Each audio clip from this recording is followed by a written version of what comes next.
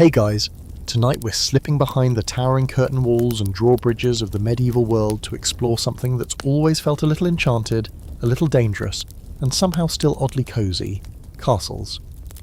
But don't get too comfortable just yet, because once you really understand how these things were built, lived in, attacked, defended, abandoned, and occasionally used as glorified bathrooms, you'll realise you probably won't survive this. Not without a plague mask, a dozen strong retainers, and the patience to climb 87 spiral stairs in the dark just to get to your bedroom. So, before you get comfortable, take a moment to like the video and subscribe, but only if you genuinely enjoy what I do here.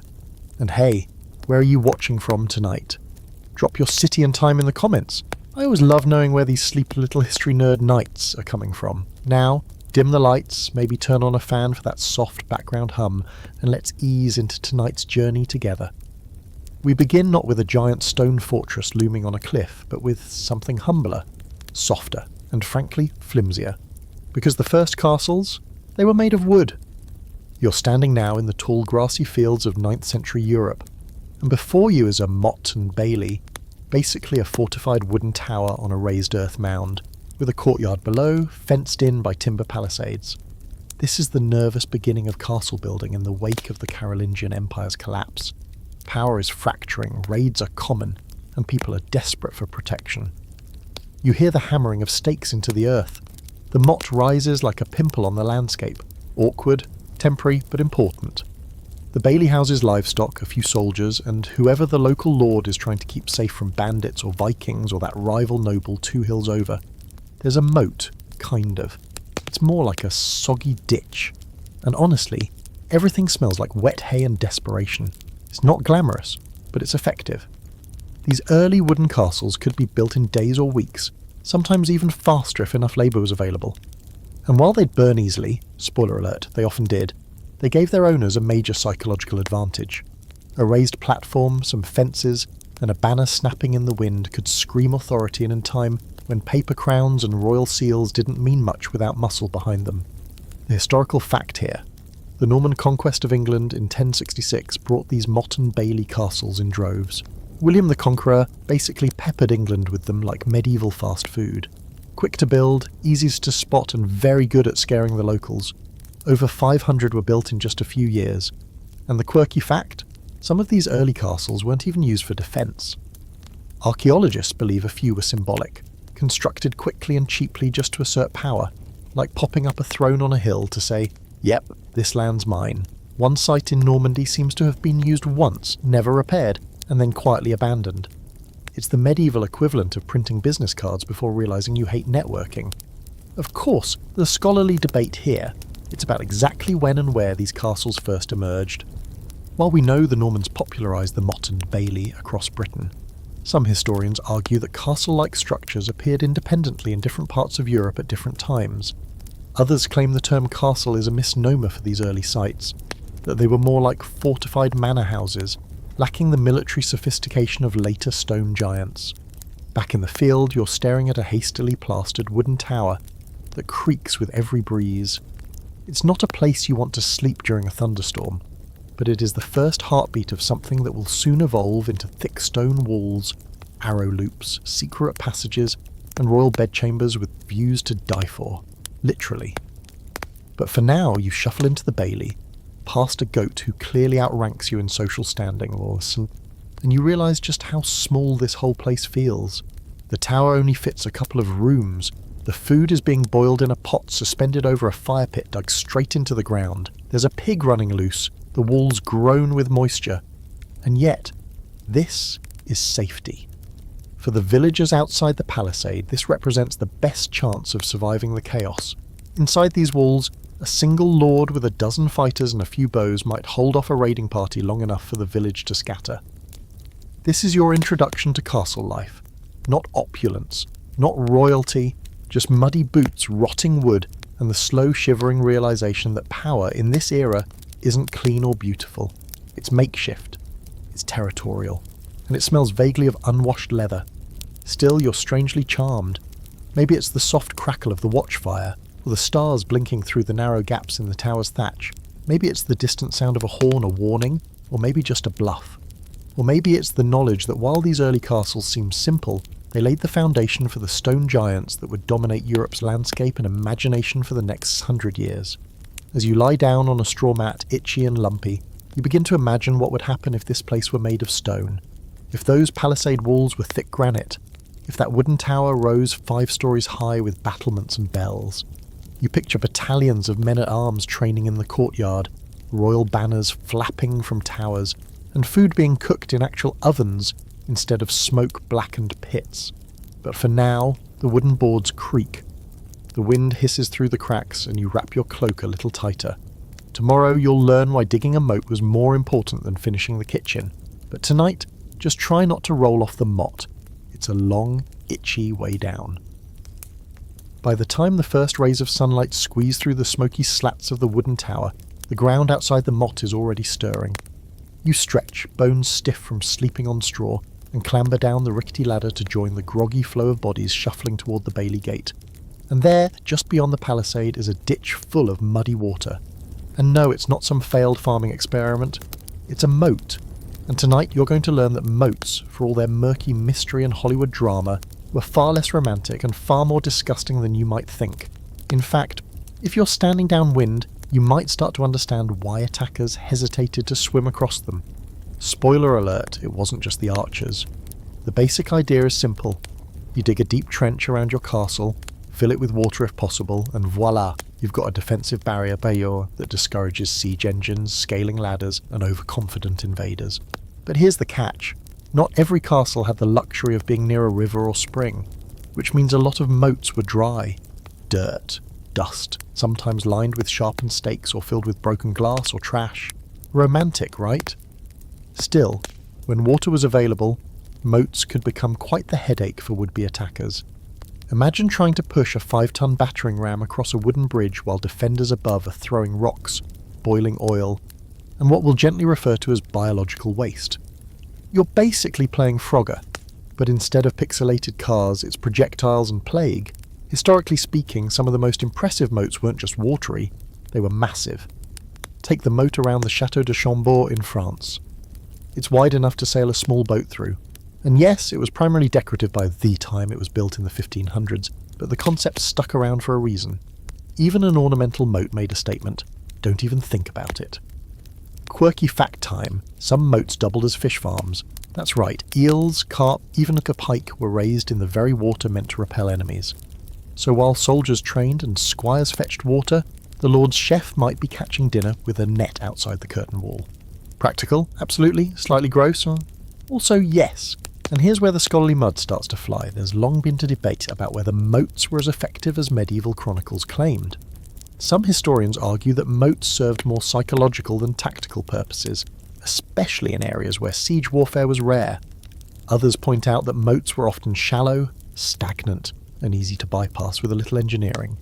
The question remains, deterrent or decoration?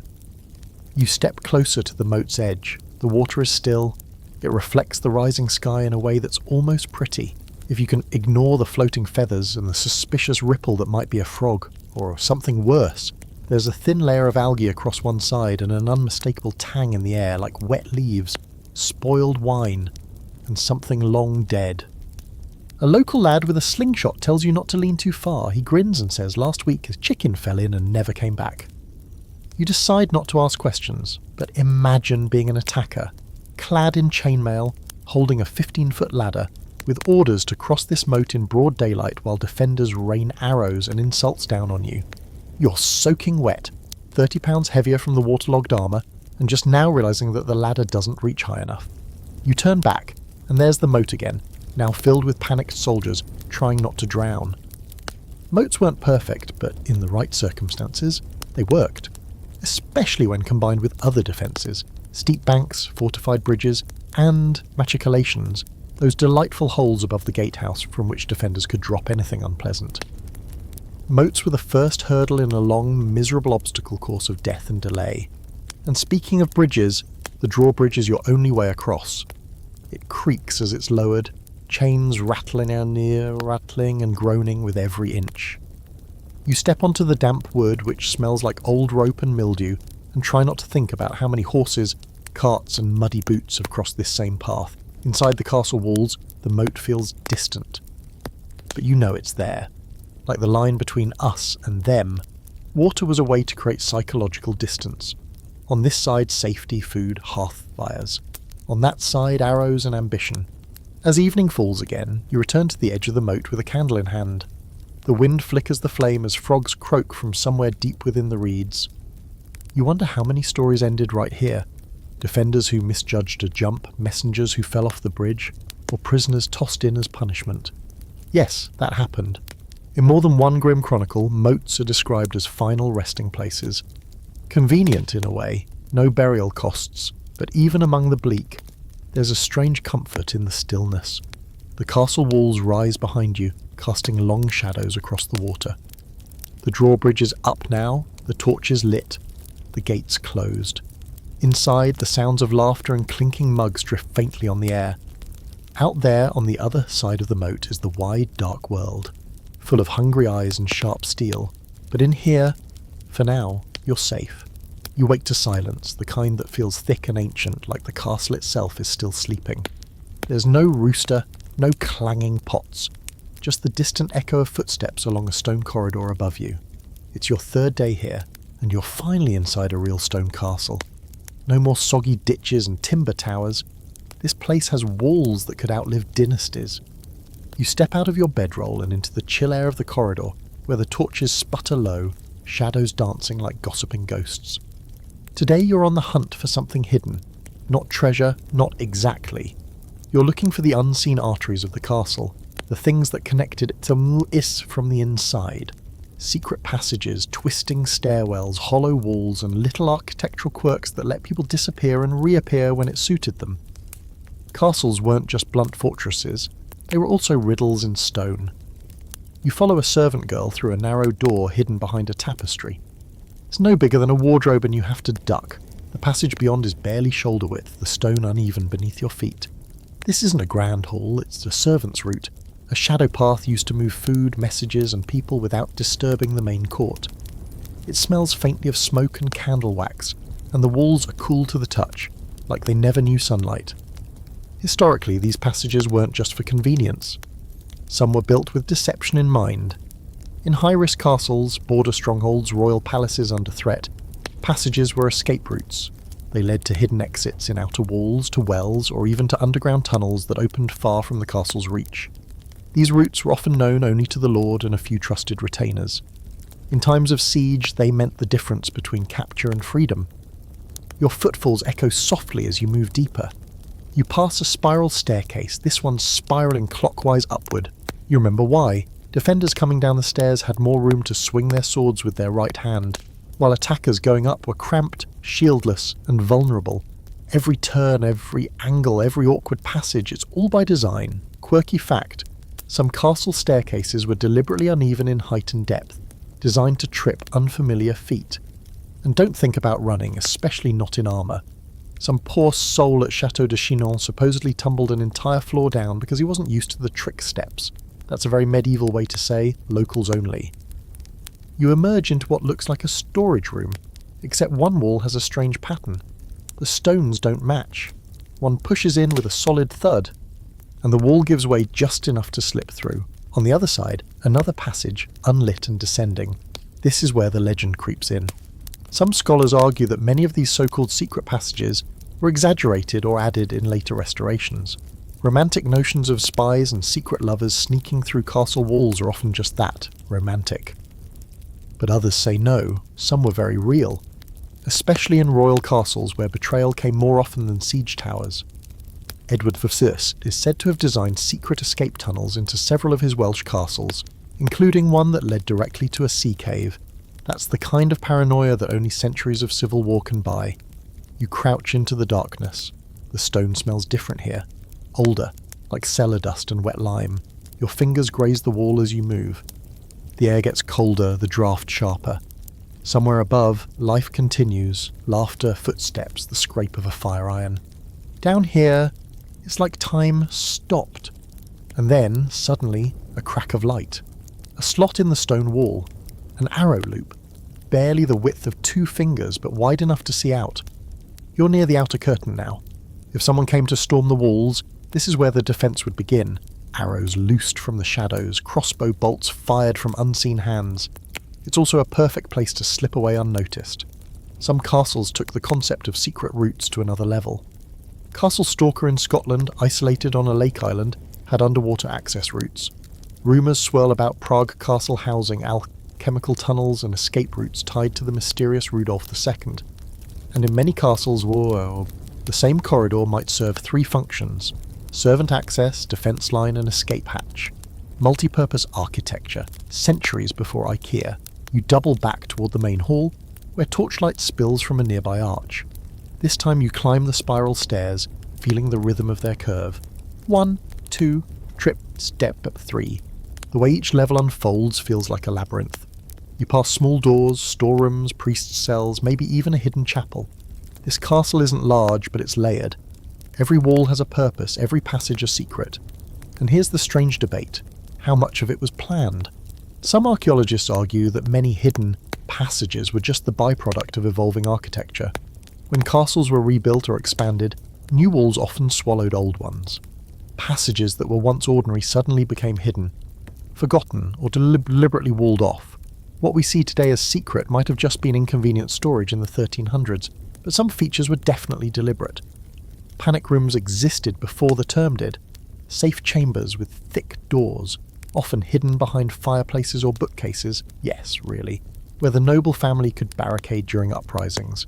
The Tower of London has at least one such space tucked behind what was once a treasury vault. As you emerge into the main corridor again, blinking against the sudden brightness, the castle seems a little different.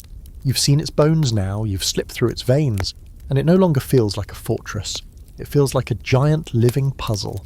Later that evening, curled near the hearth with a bowl of something vaguely resembling stew, you can't help but glance at the walls and wonder, is there a tunnel behind that stone? Could you knock in the right place and find a hidden staircase? Maybe. Or maybe that's just the castle whispering to you, like it's done to so many before. You pull your cloak tighter, listening for footsteps in the walls, just in case. You wake up to rain, soft and persistent, tapping against the narrow window slit above your sleeping mat. It's not a window like you're used to, no glass, just a vertical slit in the thick stone wall, barely wide enough for a hand to slip through. This isn't for admiring the view, this is for war. Arrow loops, or loopholes, dot the outer walls of nearly every castle you've seen so far, and today you're about to find out just how terrifyingly clever they are. You stretch, groaning as your knees pop, and wander down toward the outer curtain wall. The passage is narrow, the ceiling low, and your breath echoes faintly with each step. When you reach the Archer's Gallery, the first thing you notice is the Sebel. Sweat, oil, wet rope and damp stone. The second thing is the silence. Even when not in use, this space holds a kind of tension, like it's waiting for a fight that never comes. You approach one of the arrow loops, the narrow vertical slits that pierce the thick walls. From the outside, they're barely visible, but from in here, you've got a clear shot. You can aim up, down and side to side, all while being nearly invisible to whoever's charging the walls. It's like being given the ability to vanish while still being deadly, and that was exactly the point. One of the guards, a burly guy who smells like onions and boiled leather, hands you a longbow. It's heavier than you expect. You position it, peer out through the loop and pull. Your fingers scream in protest. You do not, in fact, look cool, but now you understand, this isn't some game. Firing from within a castle wall was a skill, and the architecture made it possible to do so without exposing yourself to enemy fire. Historically, these arrow loops date back to the 12th century and evolved over time. The earliest ones were simple vertical slits, but later designs featured a cross shape, vertical for aiming, horizontal for wider range. Some castles, like Caernarfon in Wales, had murderously sophisticated loops with angled inner openings to give the archer maximum room to move while still minimising exposure. And that brings us to murder holes. Yes, that's what they're actually called. You leave the gallery and follow the guard up a narrow staircase to the gatehouse, the most fortified part of any castle. Here, directly above the entry passage, you find a trapdoor in the ceiling. This is the murder hole. It's not for style, it's for raining terror. Picture boiling oil, molten lead, rocks, scalding water, or worse, rotting meat, all dropped on the heads of invading soldiers trapped in the narrow passage below. The idea wasn't always to kill. Sometimes it was just to cause chaos. Confusion in a tight space made it easier for defenders to pick off attackers one by one. The drawbridge would be raised, the portcullis slammed down, and anyone stuck in that little stone throat of doom had to either fight or fry. In some castles, multiple murder holes were aligned for maximum overlap, like a 14th century version of a laser trap. Quirky fact, in a few castles, defenders used beehives as weapons. Seriously. Imagine being an invader, halfway through your charge, and suddenly you're swarmed by angry bees dumped from above.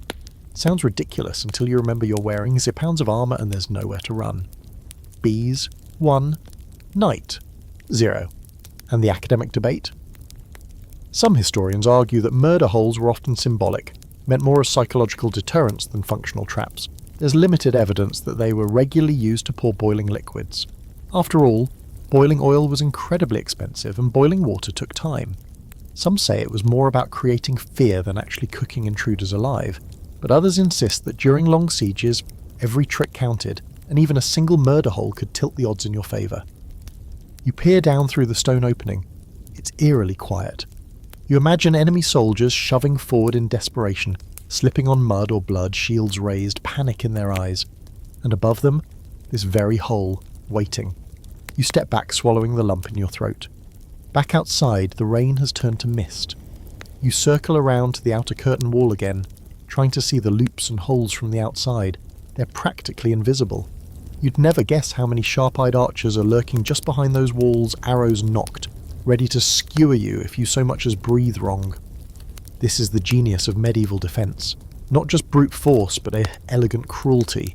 You're not just building walls, you're building a trap. Every curve, every slit, every hidden gap is calculated to turn invaders into targets, to slow them down, frustrate them, disorient them, and finally end them. And yet these same designs, arrow loops, murder holes, fortified gatehouses, have become tourist attractions. Parents walk their kids through these stone corridors, pointing out where knights used to shoot people or set them on fire. The grotesque has softened with time, becoming part of the architecture's charm. Still, standing here in the damp stone chill, you can feel how real it once was. You imagine a night raid, horns blaring, soldiers rushing to their posts. You see defenders scrambling up these very stairs, sliding into position at the arrow loops, buckets of sand and water dragged to the murder holes just in case. A rush of adrenaline, fear and routine. This is what castle life meant. More often than not, preparation for a battle that might never come, but could always come. As you make your way back to your chamber, torch in hand, you notice how many corridors angle inward, how many staircases spiral defensively, how every passage is just a little too tight. There's no wasted space here, no comfort unless it serves survival. Castles weren't designed to be lived in, they were designed to be defended. Later, as you lie back and listen to the wind whistling through the arrow loop above, you picture what it would be like to fire a final arrow into the darkness, then vanish through a secret passage, leaving behind only the echo of your footsteps and the faint hiss of boiling oil in the night. Sleep well. You wake just before dawn, startled by the rhythmic clank of chains echoing across the courtyard. There's a strange urgency in the sound, like the castle itself is pulling something heavy out of a nightmare. You throw on your cloak and hurry to the outer wall, boots slapping damp stone as you follow the noise. And there it is, unfolding right in front of you in the pale morning light, the drawbridge. It's bigger than you expected. Not some dainty wooden walkway that politely lowers itself like in fairy tales. This thing is a beast. Wide enough for 2 carts side by side, made of thick oak beams banded in iron, and supported by chains so massive they squeal under their own weight. As the drawbridge lowers with a groaning shudder, the gatehouse above thunders with the turning of a massive winch wheel, manned by 2 grunting guards who look like they've been up since last week. This is no casual doorway. The drawbridge is the literal pivot point between 2 worlds, the vulnerable outside and the paranoid fortress within. When it's down, the castle breathes, trade flows in, messengers ride out, people come and go with stories and news and maybe a wheel of slightly mouldy cheese. But when the drawbridge goes up, the castle holds its breath, it seals off, it becomes something else entirely.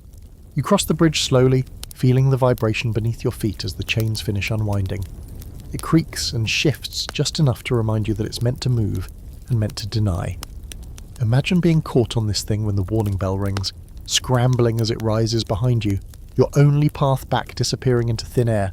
That's the kind of medieval cardio nobody asked for. Historically, the drawbridge wasn't just a convenience, it was a weapon, part of a larger system of defence centred around the gatehouse. It worked in tandem with the portcullis, the heavy metal or wooden grid that could slam down vertically, a pair of massive wooden doors, and often at least one murder hole or arrow slit aimed right at the entrance. Breaking through a castle gate wasn't a matter of one obstacle. It was like trying to beat 4 bosses in a row with no save point. And here's a lovely little fringe fact for you. In some castles, drawbridges were counterweighted with giant stone-filled boxes beneath the floor of the gatehouse. Lowering or raising the bridge involved a delicate balancing act, and the occasional oops moment, like in one French castle where the mechanism once broke and crushed 3 guards. Not quite the gallant send-off they probably imagined. Now, drawbridges weren't always hinged either. In earlier designs, especially in Norman motte-and-bailey castles, they were simple removable planks laid across ditches or moats. Later they evolved into the hinged drawbridge we know today, pivoting up and down with more flair and drama. By the late Middle Ages, some castles even had double drawbridges, one over the moat and another over a secondary ditch. Because when it comes to castle defence, more is always more. You stand beneath the gatehouse now, looking up at the chains as they hang slack, dripping with dew. The portcullis is still raised, its spikes barely visible above your head, but it hums with tension, like a guillotine in waiting. You run your fingers along the grooves carved into the stone walls. The channels where the grid would slam down, they're worn smooth from centuries of use, or threat of use. And here's where things get delightfully messy in historical debate. Some scholars argue that the drawbridge wasn't actually used as often as we think. It was too heavy, too slow, and too disruptive to trade and daily life. Raising it every time a squirrel ran past would have been impractical. Instead, it might have been more ceremonial, or reserved for times of real crisis. Others say no. Records suggest that drawbridges were raised daily at dusk, a sort of medieval lockdown routine. Gates closed, fires stoked, soldiers posted. A ritual of safety and control. You step back to watch as the guards begin the process of raising the drawbridge again. One calls out a chant-like cadence as the wheels turn and the chains strain. The bridge rises slowly, steadily, creaking at the joints, water dripping from its underside. As it lifts, the path narrows to nothing. You're reminded that this is not an open house. This is a fortress that chooses when and how to let the world in. And just when you think it can't get any more theatrical, you remember that in some castles, the drawbridge doubled as a trap.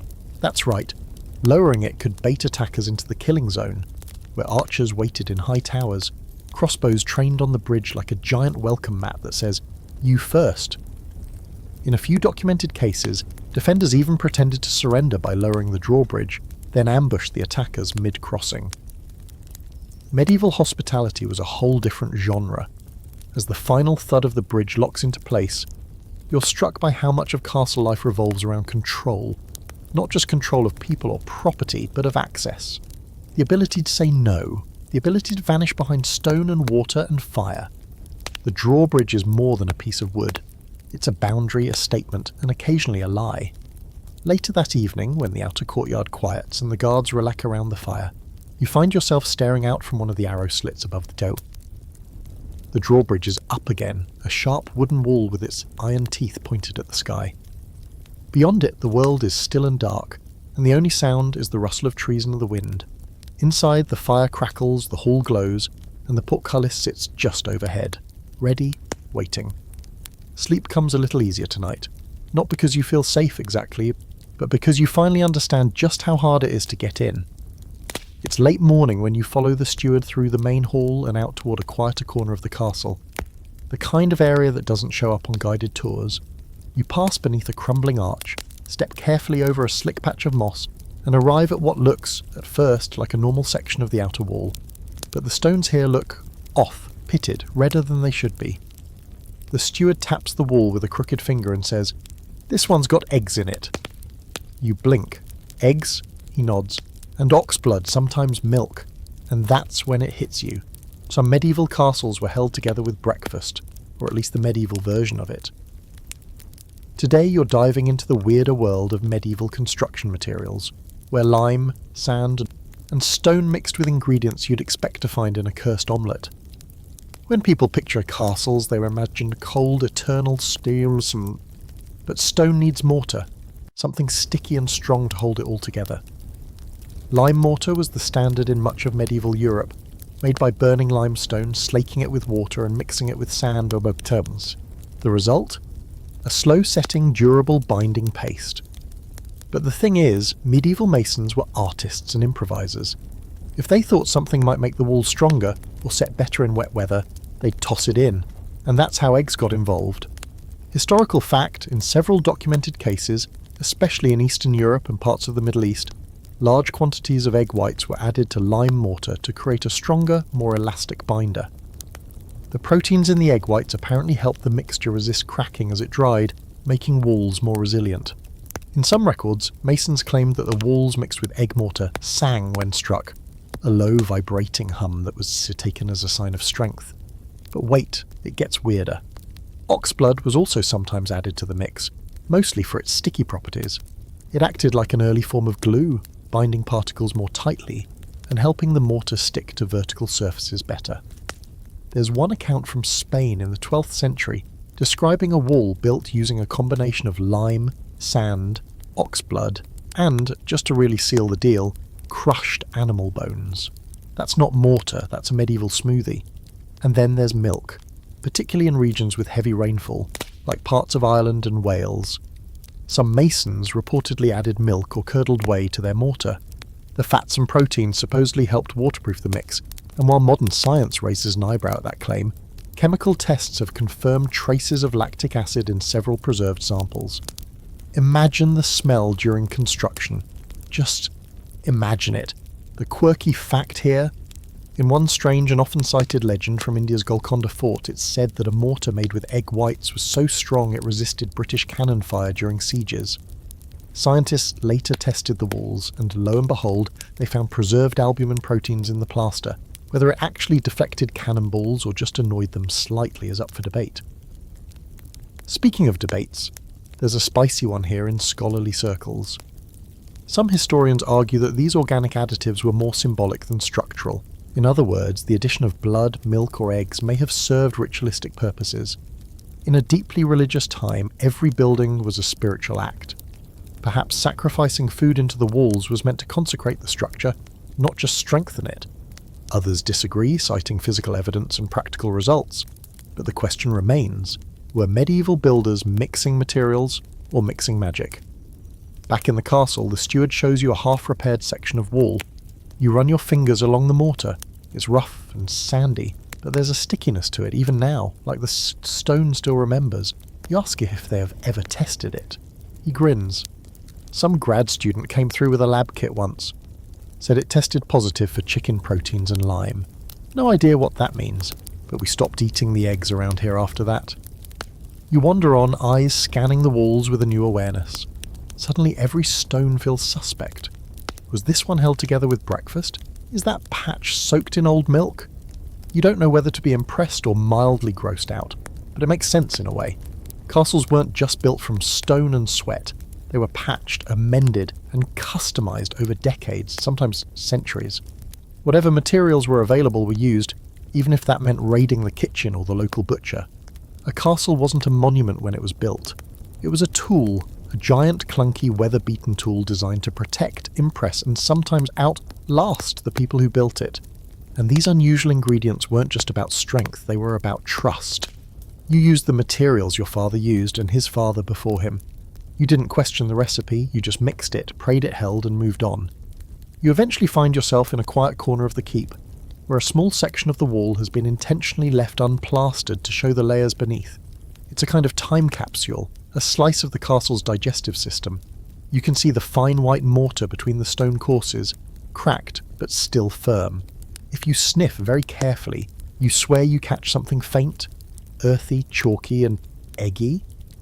That night you return to your quarters with a strange respect for the walls around you. They're not just stone, they're stories. Stories mixed with sweat, superstition, animal parts, and probably the better part of the local pantry. As you drift off to sleep, you realise that while castles may seem eternal, every one of them is just a very determined pile of gooey, crunchy, blood-stained effort. And that's beautiful. in a kind of gross way. Morning in the castle doesn't start with sunlight or birdsong. It starts with the unmistakable clatter of someone emptying a chamber pot out a window.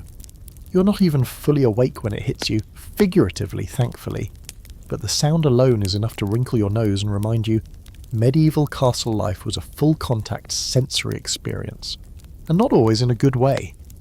Today you're going to get up close and personal with one of the less glamorous but endlessly fascinating parts of castle living, the toilet, or rather, the guardrobe, a word that sounds elegant until you see one.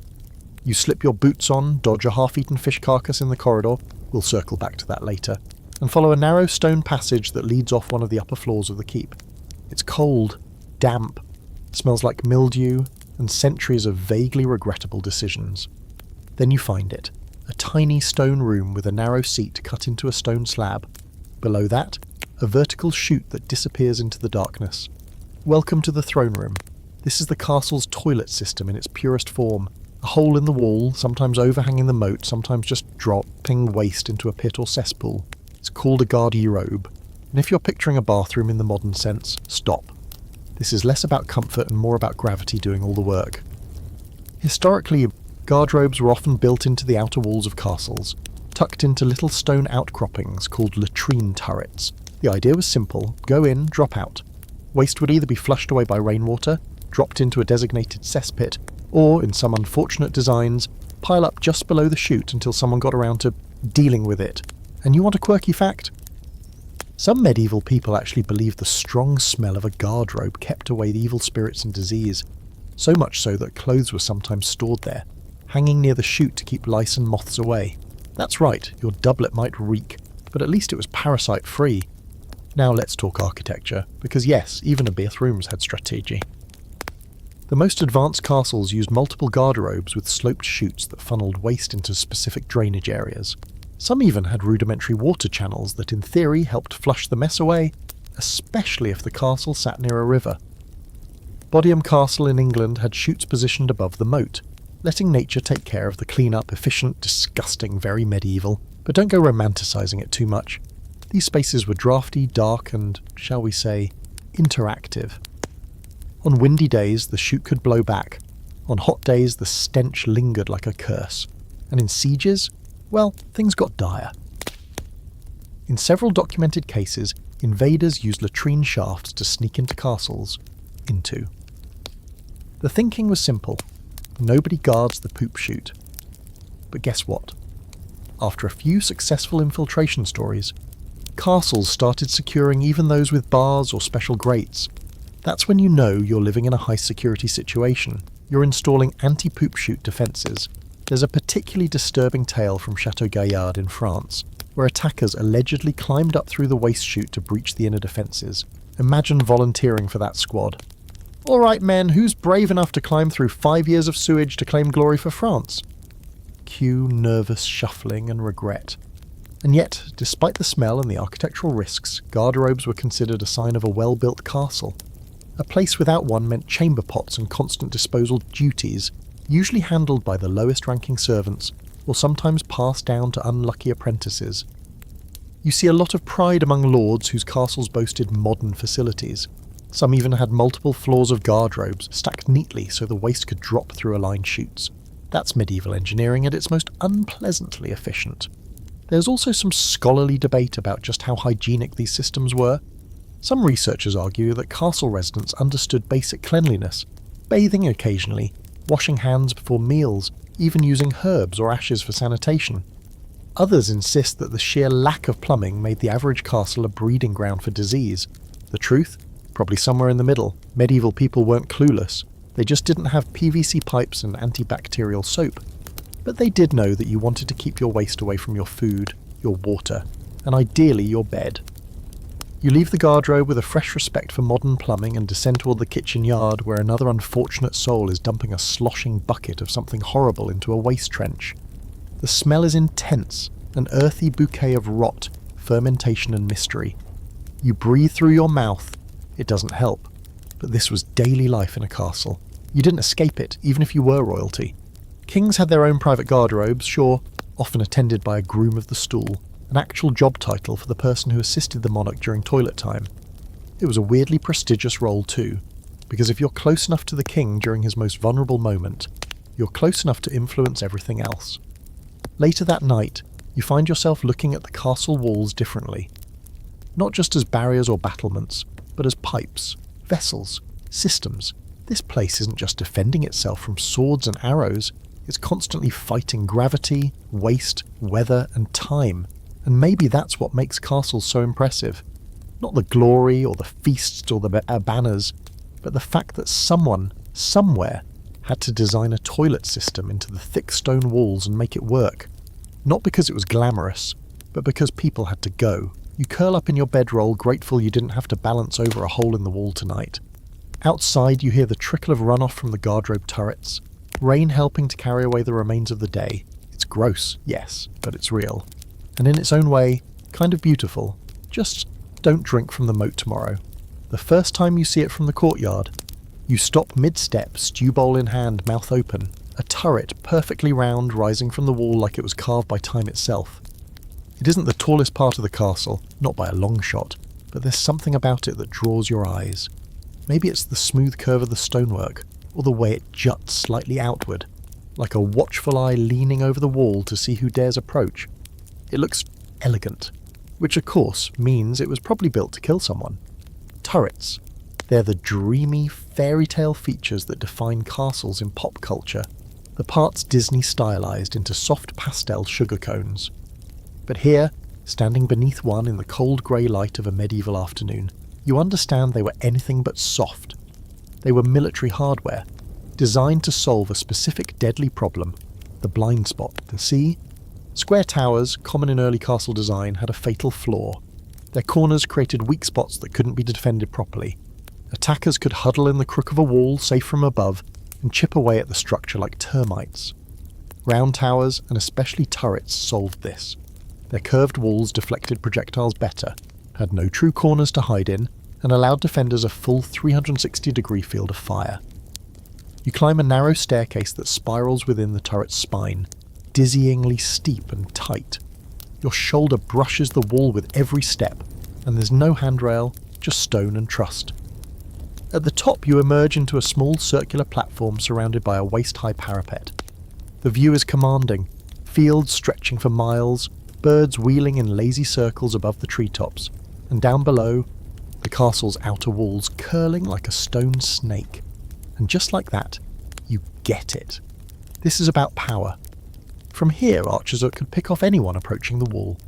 Guards could signal to nearby fortresses. You could light a warning fire, spot enemy banners days before they arrived, or, if it came to that, pour hot soot, sand or rocks onto anyone with poor judgment and a siege ladder. A turret was both a watchtower and a weapon. Here's your historical fact. The transition from square towers to round turrets started in earnest around the 12th century. French and English castles led the trend, especially after repeated sieges showed just how vulnerable corners were. By the 13th century, any serious castle build included round towers as a standard. Some even had flared bases, called batter, to deflect projectiles upward or trip up climbers scaling the wall. Quirky detail. Some turrets doubled as makeshift love nests. Not kidding. In peacetime, they were occasionally converted into private rooms for favoured guests or even lovers, tucked away from the main keep. There's one preserved in Scotland nicknamed the kissing turret, though historians can't agree if it was used for romance or just storing pickled fish. Honestly, it might have been both. But let's zoom in on one debate that keeps historians buzzing. Were turrets ever more decorative than functional? It's a fair question. By the 15th century, some castles and manors featured an explosion of turrets, tiny, oddly placed, often inaccessible by any reasonable means. They sprouted from corners, tops of towers, even chimney stacks. Were these just medieval flexes? A stone version of "look how rich I am, I can afford extra corners"? Some scholars say yes. By the late Middle Ages, the line between fortress and palace was blurring. Castles weren't just military installations, they were symbols of power and taste. If you could afford a turret that no one could enter, it told everyone you had money to waste and probably an army to back it up. Others pushed back, arguing that even the most bizarrely placed turrets had strategic purposes, sightlines, flanking positions, or access to rooftop defences. The truth, as always, is probably somewhere in the middle. function first but form creeping in fast. You peer over the edge of the turret. The drop is dizzying, the stone walls slick with rain. Somewhere down below, a pair of squires are sparring with blunted swords. One of them is yelling something about pulling punches, while the other swings a little too enthusiastically.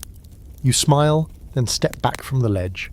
You don't trust medieval masonry enough to test your weight on the parapet. Inside the turret is surprisingly cosy. Well, relatively speaking. There's enough space for 2 guards, a couple of bows, and a small brazier. The smoke snakes up through a narrow flue in the ceiling, and you realise this isn't just a place to fight from, it's a place to wait. Hours, days, sometimes weeks, staring out over the horizon for movement, a glint of armour, a dust trail on the road, the distant sound of drums. That's what these turrets really offered. Vision, control. You weren't just watching for enemies, you were watching your world.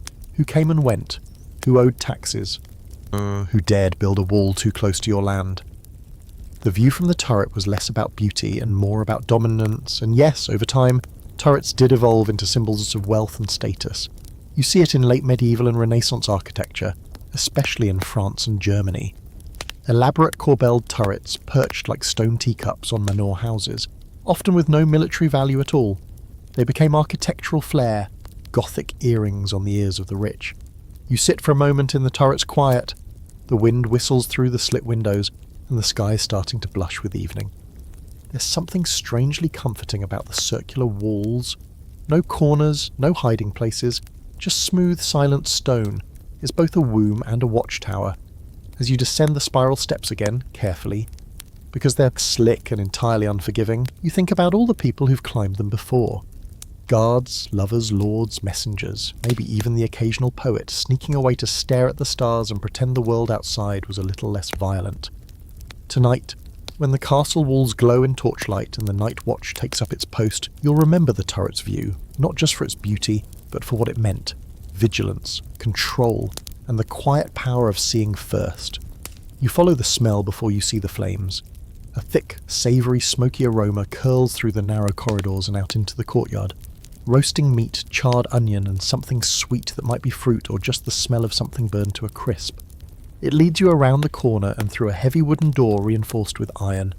The moment you step inside, the heat hits you like a slap. Welcome to the castle kitchen. It's chaos. Glorious, greasy, firelit chaos. The room is cavernous, with soot-darkened stone walls and thick wooden beams overhead, many of them scarred from centuries of smoke. Fires roar in open hearths at opposite ends of the room. Spits turn slowly over the flames, bearing whole birds and haunches of mystery meat. Pots bubble and hiss on iron tripods. Somewhere bread is baking, somewhere else something is definitely burning. In the centre of it all, cooks move like dancers in a very sweaty, slightly violent ballet. Someone shouts about herbs, someone else yells about eels. You flatten yourself against a pillar as a boy with a tray of live fish stumbles past. The floor is slick, the air thick, and it's immediately clear that in the Middle Ages, the kitchen was the most dangerous room in the castle that didn't involve arrows. Here's your historical fact, Tierd. Medieval castle kitchens were often built in separate wings or even in standalone buildings, precisely because of how dangerous they were. Open flames, hot oil, smoke, flammable roof beams. It was a recipe for disaster. A well-placed ember could bring down half the castle if it caught the thatch or wooden walkways, and that actually happened, repeatedly. Castles like Windsor and Caerphilly saw devastating fires that started in the kitchen. You duck as a pot of boiling something is hurled past you toward a trestle table. It sloshes violently, barely missing a hunched man chopping onions with a knife the size of your arm. The cook doesn't flinch. He's been here too long to fear hot broth or sharp metal. This is his kingdom. Quirky detail? Kitchens often had their own small chapel built nearby because death was a real possibility. And not just from fire, knife accidents, food poisoning, exploding ovens, yes, that happened. And the occasional disgruntled servant made kitchen work a high-risk job. Having a chapel next door meant fewer steps between work and last rites. Comforting, really. And of course there's the debate. Were castle kitchens as grand and well-stocked as legends claim? Or were they exaggerated by romantic chroniclers trying to hype up their patrons? Some historians say the giant feasts and elaborate roasts were reserved for rare occasions. Coronations, weddings, visits from nobility. Most days the kitchen served up basic porridge, dried beans, salted meat, and a kind of grey-brown stew that everyone swore tasted better than it looked. Others argue that large castles had enough access to game, herbs, and imports that their kitchens could be genuinely impressive year-round, at least for the high table. You drift toward one of the side counters, where a woman is carefully stuffing herbs into a goose. She spares you a glance and says, "Don't eat the pies unless you saw them make it. Some of the lads reuse the filling." Noted. A fire roars behind you and someone begins turning the spit faster. It's a manual job. Literally, someone's whole task is just to sit and rotate meat over a fire. Occasionally they swap out, and the man takes a sip from a cracked clay mug. It smells like something between vinegar and vinegar's angry cousin.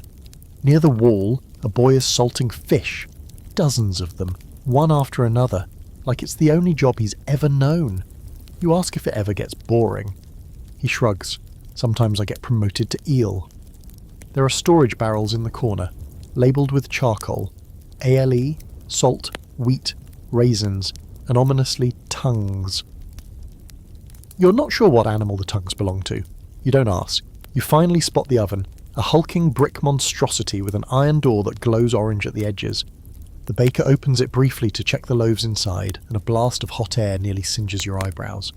She nods at the colour of the crust, mutters something about 2 more turns, and slams it shut with the same kind of reverence someone might use to close a coffin lid. That's when you notice the ceiling, blackened from smoke, pitted by years of heat and grease, and covered in a fine sheen of animal fat vaporised into the stone itself, is practically sentient. But there's beauty in the chaos. Food moves like a living thing in here. One moment it's raw meat and dry flour, the next it's stew, bread, gravy, pies, sausages, and roasted fruit swimming in spiced wine. This is the beating heart of the castle, and everything, every knight, servant, lady, priest, and stable boy depends on it. And just like the rest of the castle, the kitchen isn't just about survival, it's about class. Food here is sorted by status. The high table eats meat, rich sauces, imported spices, everyone else gets boiled barley, cabbage, and the vague hope of finding a chunk of pork in their bowl. When the feast bell rings, the plates tell you who matters. You retreat to the edge of the room, wiping sweat from your brow, clothes already smelling like smoke and tarragon. Someone offers you a chunk of bread from a cooling rack. You take it, bite into the crust, and, okay, wow, it's really good. Crackly outside, soft and warm inside, with a hint of something herbal. You look at the cook, who shrugs. Rosemary. It grows near the latrine wall. Don't think too hard about it. That night, curled up near a fire in the great hall, your clothes still reeking of roast and smoke, you hear the kitchen still banging away in the distance. Even after the feast ends, the work never really stops. There's always something to clean, something to prepare, something to scrape off the hearthstone. And as you finally drift off to sleep, stomach full, eyelids heavy, you realise a castle could fall in battle. It could rot from the inside, but without a fire and someone turning the spit, it wouldn't last a week. By now you've grown used to the rhythms of castle life, the clang of boots on stone, the cough of smoke in the corridors, the creak of drawbridge chains in the wind. But tonight, the rhythm changes. The hall echoes with laughter, clapping, the screech of a lute being tuned just slightly out of tune. Someone just shouted, "Bring more eels!" And for once, it wasn't a joke. Tonight is feast night. You walk through the outer corridors as twilight settles like velvet across the battlements. Inside the great hall, it's all flickering torchlight and the low roar of voices. Benches are filling fast. Tables groan beneath platters of food you weren't even sure existed in this century. There's roast swan, with feathers reattached for effect, glazed apples and cinnamon, fresh bread, spiced wine, hard cheese, honey cakes, and yes, eels. Boiled, fried, jellied, pickled. You eye them warily, the eels eye you back. You take a seat near the lower tables. You're not quite important enough for the raised dais at the far end where the lord and his guests sit, flanked by banners, shield crests, and enough silverware to make a dragon jealous. Still, from where you sit, the view is perfect.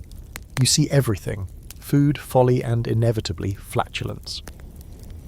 Welcome to the full medieval dining experience. Here's your historical fact for the evening. Medieval feasts weren't just meals, they were performances. The food was just the opening act. Feasts were public displays of wealth, power, and hospitality. The bigger the feast, the more loyal your vassals, supposedly. the more impressed your neighbours and the more cowed your enemies. Kings used banquets the way modern leaders use press conferences, to make a point. A well-fed baron is a loyal baron. A drunk noble is too distracted to stage a coup. A jester darts past your bench juggling 3 pairs and whistling off key. His shoes curl upward like he lost a bet with a cobbler. Children giggle. A dog darts under the table with something stolen in its mouth. Someone shouts about goose again. A bard takes up his lute, sings a ballad about a knight who wooed a mermaid, and fumbled the 3rd verse when the mermaid ran off with his horse. You're not sure if it's historical or just mildly autobiographical. The food keeps coming. And this brings us to the quirky fact of the night. Medieval feasts often involved entremets, literally, between courses. These were elaborate performances or displays, anything from costumed dances to mechanical animals that breathed fire, to entire pies that, upon being cut open, released live birds.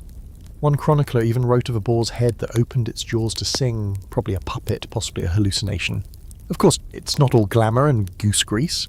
The lower tables, where you're seated, get second picks. While the high table cuts into thick slices of roast venison, you're given a barley stew with bits of... You think it's pigeon? It tastes fine though, surprisingly smoky, and there's fresh bread to soak it up, which beats salted fish any day. The air thickens with heat, laughter, and the subtle but undeniable scent of people who've been living without baths for several days. Wine flows freely, and so do the stories. A knight leans back, belching mid-tale about how he once held a castle gate shut with only a frying pan and a prayer. The steward rolls his eyes. You make a note to verify that story later. The wine? It's warm and spiced, poured from a flagon shaped like a stag. It burns going down but leaves you smiling. Then the flatulence starts. No, really. Loud, unashamed, and often followed by laughter or exaggerated cheers. You were warned, but nothing prepares you for how normalised bodily noise is in a room of well-fed medieval nobles and their long-suffering servants. One poor lad leans in too close to a knight mid-anecdote and practically gets launched backward. The knight apologises by handing him a roasted chestnut. It's all very cordial in a way. This was castle life. Rowdy, messy, smelly, joyful. Feasts were one of the few times social rules loosened. You might be a servant, but tonight you eat like a minor miracle. You might be a noble, but tonight you dance badly and throw a drumstick at your cousin. Protocol softened under the torchlight. Now here's where the historians love to argue. How often did these feasts actually happen? Some say frequently, at least once a week in a major castle, often more around holidays, weddings, or visits from travelling nobles. Others argue they were rarer, expensive, and carefully rationed. It's possible both are true. The grandest spectacles were rare, but the idea of communal eating, celebration, and storytelling, that was part of the social glue that held a castle together. And speaking of glue, remember that story about the pies with live birds? There's a dark footnote. Sometimes those birds didn't make it through the show. More than one unlucky blackbird was trapped too long in pastry and emerged, well, pre-roasted. The song wasn't sweet, but the smell was probably better than the guardrobe. As the evening stretches on, the mood shifts. The torches burn lower. Someone starts playing a slow, sombre tune on a recorder. The younger squires are asleep under the table. The lord rises from his seat, nods once to the hall, and the crowd quiets. It's not an official speech, just a nod, enough to signal the party's over. You step out into the night air, your stomach full and your ears ringing with song and laughter. Stars prick the sky like tiny lanterns, and for once the castle feels less like a fortress and more like a home. Back in your bedroll you drift off to the sound of distant snoring and a half-finished lullaby still echoing in your head. You dream of pies with wings and castles where every night ends in a dance. And maybe, just maybe, tomorrow will start with something that isn't eel. By dawn, the laughter of the feast has vanished, leaving behind the smell of cold grease, spilled wine, and something ominously fishy congealing in the corners of the great hall. You step carefully over an overturned mug and a sleeping squire, with a chicken leg still clutched in one hand. The castle is quieter now, sobered by morning. You've seen the dining and the dancing, but now you're going underground, to the place no one wants to end up, even after a few too many mugs of spiced wine. It's time to visit the dungeons. You follow the Castellan, a grim leathery man who seems like he was carved from leftover staircases, down a narrow passage behind the main hall. The air cools instantly, the walls sweating with centuries of damp. The torch in his hand casts a long, twitching shadow, and every step feels heavier than the last. You can hear it before you see it, the slow drip of water echoing like a leaky heartbeat. The stairs end at a low door banded in blackened iron. The Castellan grunts, lifts a ring of keys, and unlocks it with a creak that sounds like a scream. You step into a room that is barely a room at all, more like a stone box. One tiny slit of a window high on the wall lets in a beam of grey daylight, illuminating motes of dust and something crawling that you try not to think about. This is the holding cell, and if it looks miserable now, imagine it when filled with people. Prisoners, thieves, political enemies, unlucky soldiers, kept here for days, weeks, sometimes longer. No beds, no toilets, just stone, chains, and a hole in the floor you definitely don't want to investigate. The walls are streaked with old rust where manacles once hung. There are scratch marks in one corner, tallies maybe, or just something desperate and fingernail-shaped. Historical fact, dungeons weren't as common or as elaborate as popular culture makes them out to be. The idea of every castle having a dark, dank underground torture chamber is mostly a Victorian invention.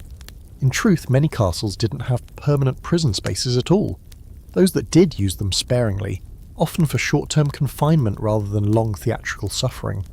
In many cases, nobles were imprisoned in towers or chambers, not dank holes.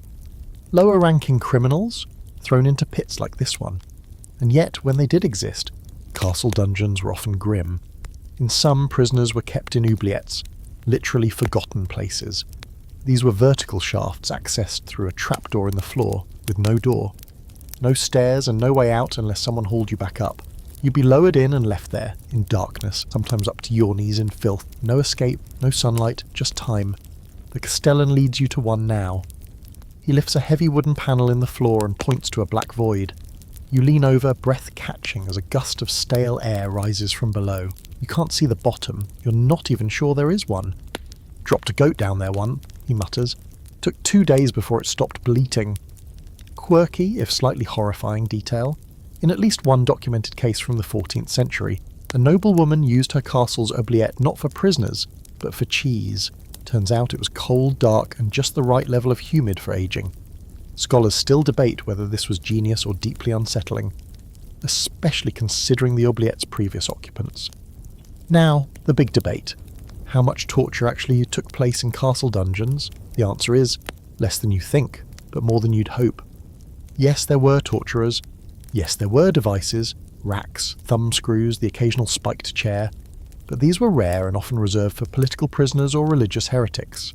Torture wasn't as everyday as movies suggest. For one, it was expensive. For another, it wasn't always effective.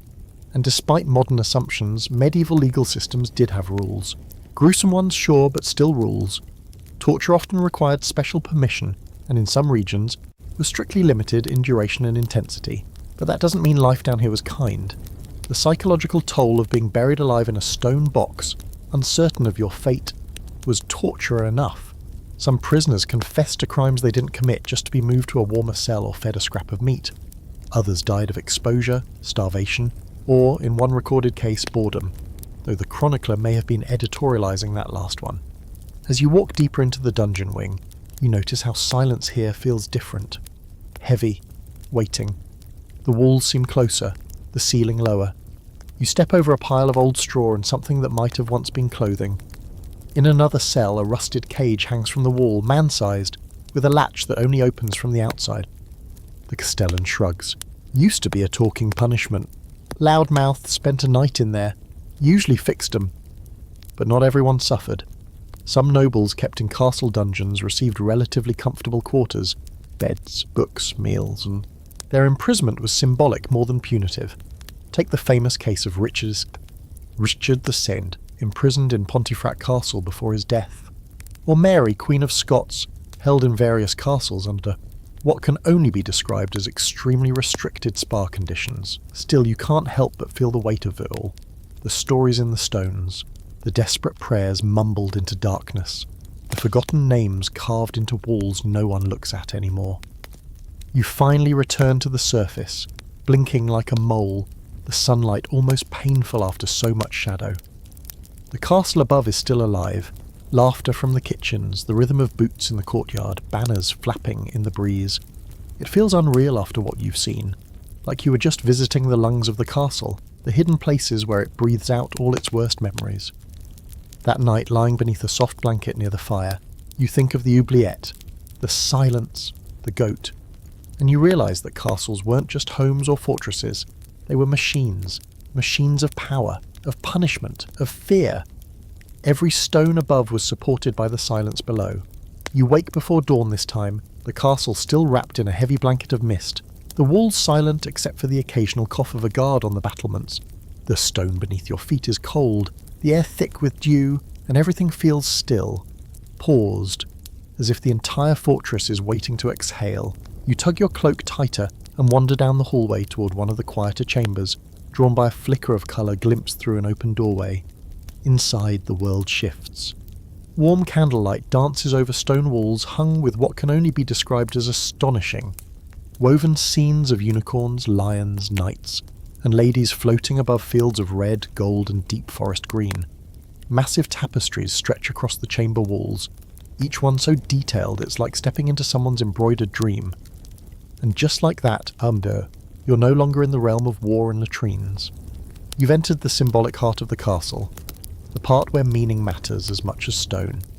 Tapestries weren't just decoration. They were insulation, storytelling, propaganda, religious devotion, and in some cases ancient memes wrapped in wool and silk. You stare at one now, a noble woman holding a mirror, while a unicorn rests its head in her lap. It's peaceful, surreal. Probably loaded with meaning you'd miss without a medieval decoder ring. Here's your historical fact. Castle tapestries were a sign of wealth and status, yes, but also of sophistication. In the medieval world, where books were rare and literacy was a privilege, tapestries told stories in pictures. Battle victories, biblical scenes, myths, family lineages, they all found their way into these woven masterpieces.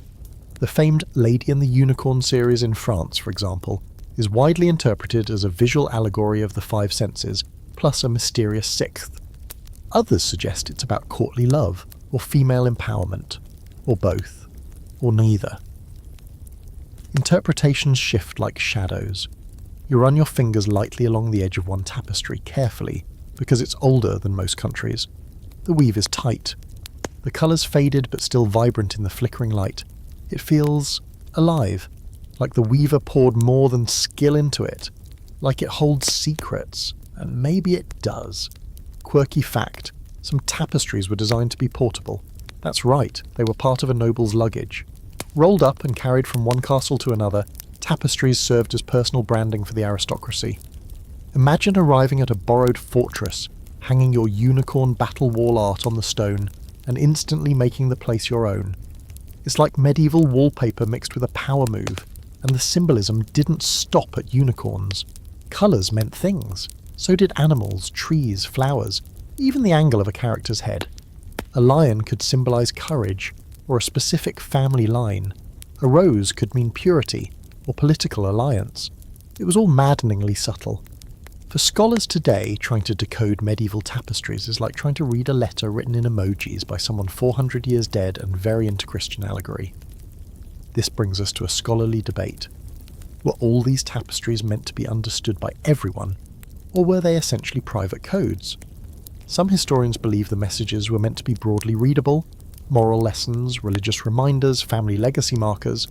Others think they were intentionally obscure, designed for a specific audience, maybe even just the Lord's inner circle. In some cases, symbols seem to contradict one another, as if two messages are playing tug-of-war in the same frame. Did the artists know? Did their patrons care? Or was it just about looking expensive and vaguely holy? You step back and look around the room again. It's not just the walls that are covered. Even the ceiling beams have decorative paint, swirling vines and gold stars. There's a sense that this space is curated, controlled. Every inch of it is designed to impress, to soften the cold stone with art and symbolism. You spot a smaller tapestry tucked into a side alcove. It's a hunting scene. Men on horseback, dogs mid-leap, spears raised. One of the horses is oddly proportioned, like the artist had seen exactly one horse in their life, and it was moving very fast. The figures are stiff, almost cartoonish, but their faces are expressive. One hunter is grinning, another looks bored. A third seems to be aiming his spear at the sky for no clear reason. And just like that, you realise something else. These weren't just sacred or serious. Sometimes they were funny, or weird, or intentionally absurd. Medieval humour survived in these threads, quiet and stitched into the corners, like the man in the Bayeux tapestry lifting a woman's skirts during a battle scene, or the monk riding a snail. No one knows why. Maybe it meant something once. Maybe it was just a joke between weaver and viewer. A medieval inside joke that somehow outlived everyone involved. You linger in the tapestry chamber longer than you meant to. Outside, the sun is rising now, casting long golden slants of light across the stone floor. The colours on the tapestries shift in the changing light, the woven threads catching fire for a moment before fading back to shadow. And then you notice the quiet. No clanging swords, no shouting guards, just the hush of history, the kind that's all texture and silence. These walls have seen war, fire, betrayal. But this room, this is the soul of the castle, a place for meaning, for beauty, for coded messages that stretch across centuries. Later that day, as you pass other chambers, you begin to notice tapestries everywhere, in the halls, the staircases, even beside the fireplaces. You start reading them like maps. That one? It's a lion in front of a burning tower, probably a warning. The other one? A woman surrounded by lilies, definitely symbolic, possibly smug. They speak in symbols now, these walls, and you're listening. That night, as you settle beneath a heavy woolen blanket, you picture the unicorn tapestry again. The way the woman looked straight out of the frame. The quiet power in her face. You wonder who she was, what she meant to say, what the thread keeps hidden, and somewhere in your dreams the unicorn moves. It's past midnight when you wake to the sound of footsteps, slow, deliberate, echoing through the hallway just outside your chamber. At first, you think it's just a guard on patrol, but then another footstep falls. Lighter this time, with a strange rhythm, like someone limping. You hold your breath, listening. One step, pause, drag, silence, and then a door creaks open somewhere in the distance and a low moan of hinges that seems to stretch longer than it should. You sit up. The air in the room feels heavier now, like something's watching from the corner. And even though the hearth is still glowing faintly with embers, the light doesn't quite reach the walls. Welcome to Castle Ghosts, whether you believe in them or not, Hare. You're about to spend the next few hours with the most enduring and eerily political residents of medieval castles, the spirits that never moved on. You grab a candle and step into the hallway. It's cold, unnaturally so, even for a stone fortress in the middle of the night. The torch brackets cast flickering shadows on the walls, and as you pass the tapestry of the unicorn, yes, that same one, it looks different. The woman's eyes are angled a little more toward you, or maybe you're just tired. Historically, castles have been fertile ground for ghost stories. Almost every famous stronghold has at least one. The Tower of London, practically a ghost hostel. Scotland's Glamis Castle, haunted by a secret prisoner. Even humble little village keeps have their legends. Ladies in white murdered monks, wailing children, knights who never made it home. And here's your historical fact. Belief in ghosts was very real in the medieval world.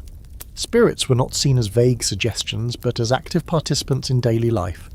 They could be souls trapped in purgatory, demons in disguise, or omens of doom. A ghost in the hall might not mean your house was cursed, it could just mean your uncle never received a proper burial, and he is here to remind you that your family is deeply irresponsible. Some medieval chronicles even describe exorcisms carried out by priests in castles, complete with holy water, chanting, and in one very dramatic case, beating the ghost with sticks. Not because they thought it would work, just because they were frustrated. The ghost came back anyway. Quirky fact: there's a centuries-old legend about a ghost knight who shows up whenever someone in the castle eats beef on a Friday. Why? No one knows. But somewhere in Yorkshire, there's still a sign in a crumbling kitchen that says fish only. Out of superstition, or maybe out of habit. Either way, it's impressive brand loyalty for a ghost. You wander through the west wing now, drawn by a cold draught leaking from a half-closed door. Inside you find the chapel, empty, quiet, and slightly warmer, as if the stones here still hold on to prayers like body heat. A single candle flickers before the altar, untouched, and just when you think the worst of the night is over, a voice speaks, soft, behind you, a whisper really. He never returned. You spin, heart hammering. The hall behind you is empty. Was it your mind, the wind, one of the guards, or something older? This brings us to one of the more deliciously scholarly debates. Were ghost stories in castles always about the supernatural, or were they sometimes political? Some historians argue that castle hauntings were used as soft power, subtle warnings, morality plays, or even propaganda. If your rival's fortress was haunted, it implied they had secrets, blood on their hands, or the divine disfavour. If your own castle had a noble ghost who watched over it, well, that was just excellent PR. You couldn't buy that kind of loyalty. And let's not forget the practical side of ghost stories. If you're trying to keep curious servants away from the private family crypt, easy, start a rumour about a screaming nun. Want to make sure no one steals from the wine cellar? Tell them it's haunted by the ghost of the last thief who drowned in a barrel. Problem solved. Back in the hallway, the footsteps have stopped. The air feels lighter again, though there's a faint smell of candle wax and something else. Maybe roses? Old perfume? You're not sure. You make your way toward the tower steps. The higher you go, the quieter it becomes. At the top there's a small dusty chamber, barely a room. A narrow window lets in moonlight, pale and silvery. And on the floor you find it. A faded scrap of fabric, torn and stiff, patterned with gold thread. It looks like part of a cloak. Or maybe a banner. It's too fragile to touch. Some castles keep artefacts like this hidden. Objects tied to their own ghost stories. Items that aren't in the public tours or the museum exhibits. You've heard rumours of rings that bring bad dreams to anyone who wears them. Books that won't stay where they're shelved. Portraits whose eyes don't quite match from day to day. There's even one tale from a German castle where the ghost of a former steward appears every year on the anniversary of his death, only to do his rounds, check the stores, and then vanish. A spectral middle manager, the most dedicated civil servant in history. As dawn begins to break, the strange heaviness in the air lifts. You make your way back through the now silent halls. The candles are mostly out. The tapestries are still. The stones feel warmer. Whatever you felt last night, whatever walked those halls, is gone, or sleeping. You finally slide under your blanket, heart still racing just a little. Maybe it was just a trick of the cold, or your imagination. Or some deeply committed reenactor with a flair for spooky monologues. But still, you glance once more toward the doorway before you close your eyes. Just in case, though. Because in a castle this old, sometimes the past refuses to stay quiet. And sometimes it talks back. There's no sleeping in today. The noise begins at dawn, a low rumble in the distance like thunder wrapped in steel. You blink awake to the sound of alarm bells, then shouting.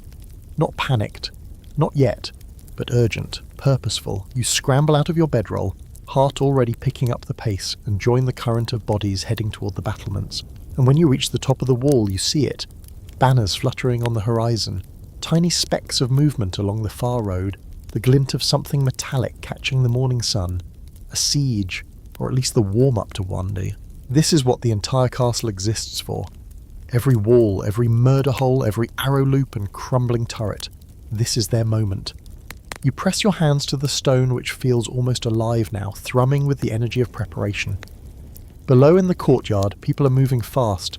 Archers unstringing and restringing bows.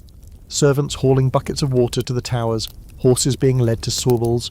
Boiling pots starting to heat up and not for cooking stew. Let's talk siege warfare. Because while the idea of a castle under siege might conjure dramatic movie scenes, flaming arrows, battering rams, knights yelling in slow motion, the reality was usually more disgusting and much, much slower. Historical fact? Most sieges didn't end in dramatic wall breaches or glorious last stands. They ended in starvation, sickness, and psychological warfare. A well-defended castle could hold out for weeks, months, sometimes over a year if it had enough supplies. Meanwhile, the attackers would sit in tents outside, building siege engines, cutting off trade routes, poisoning nearby wells, and waiting.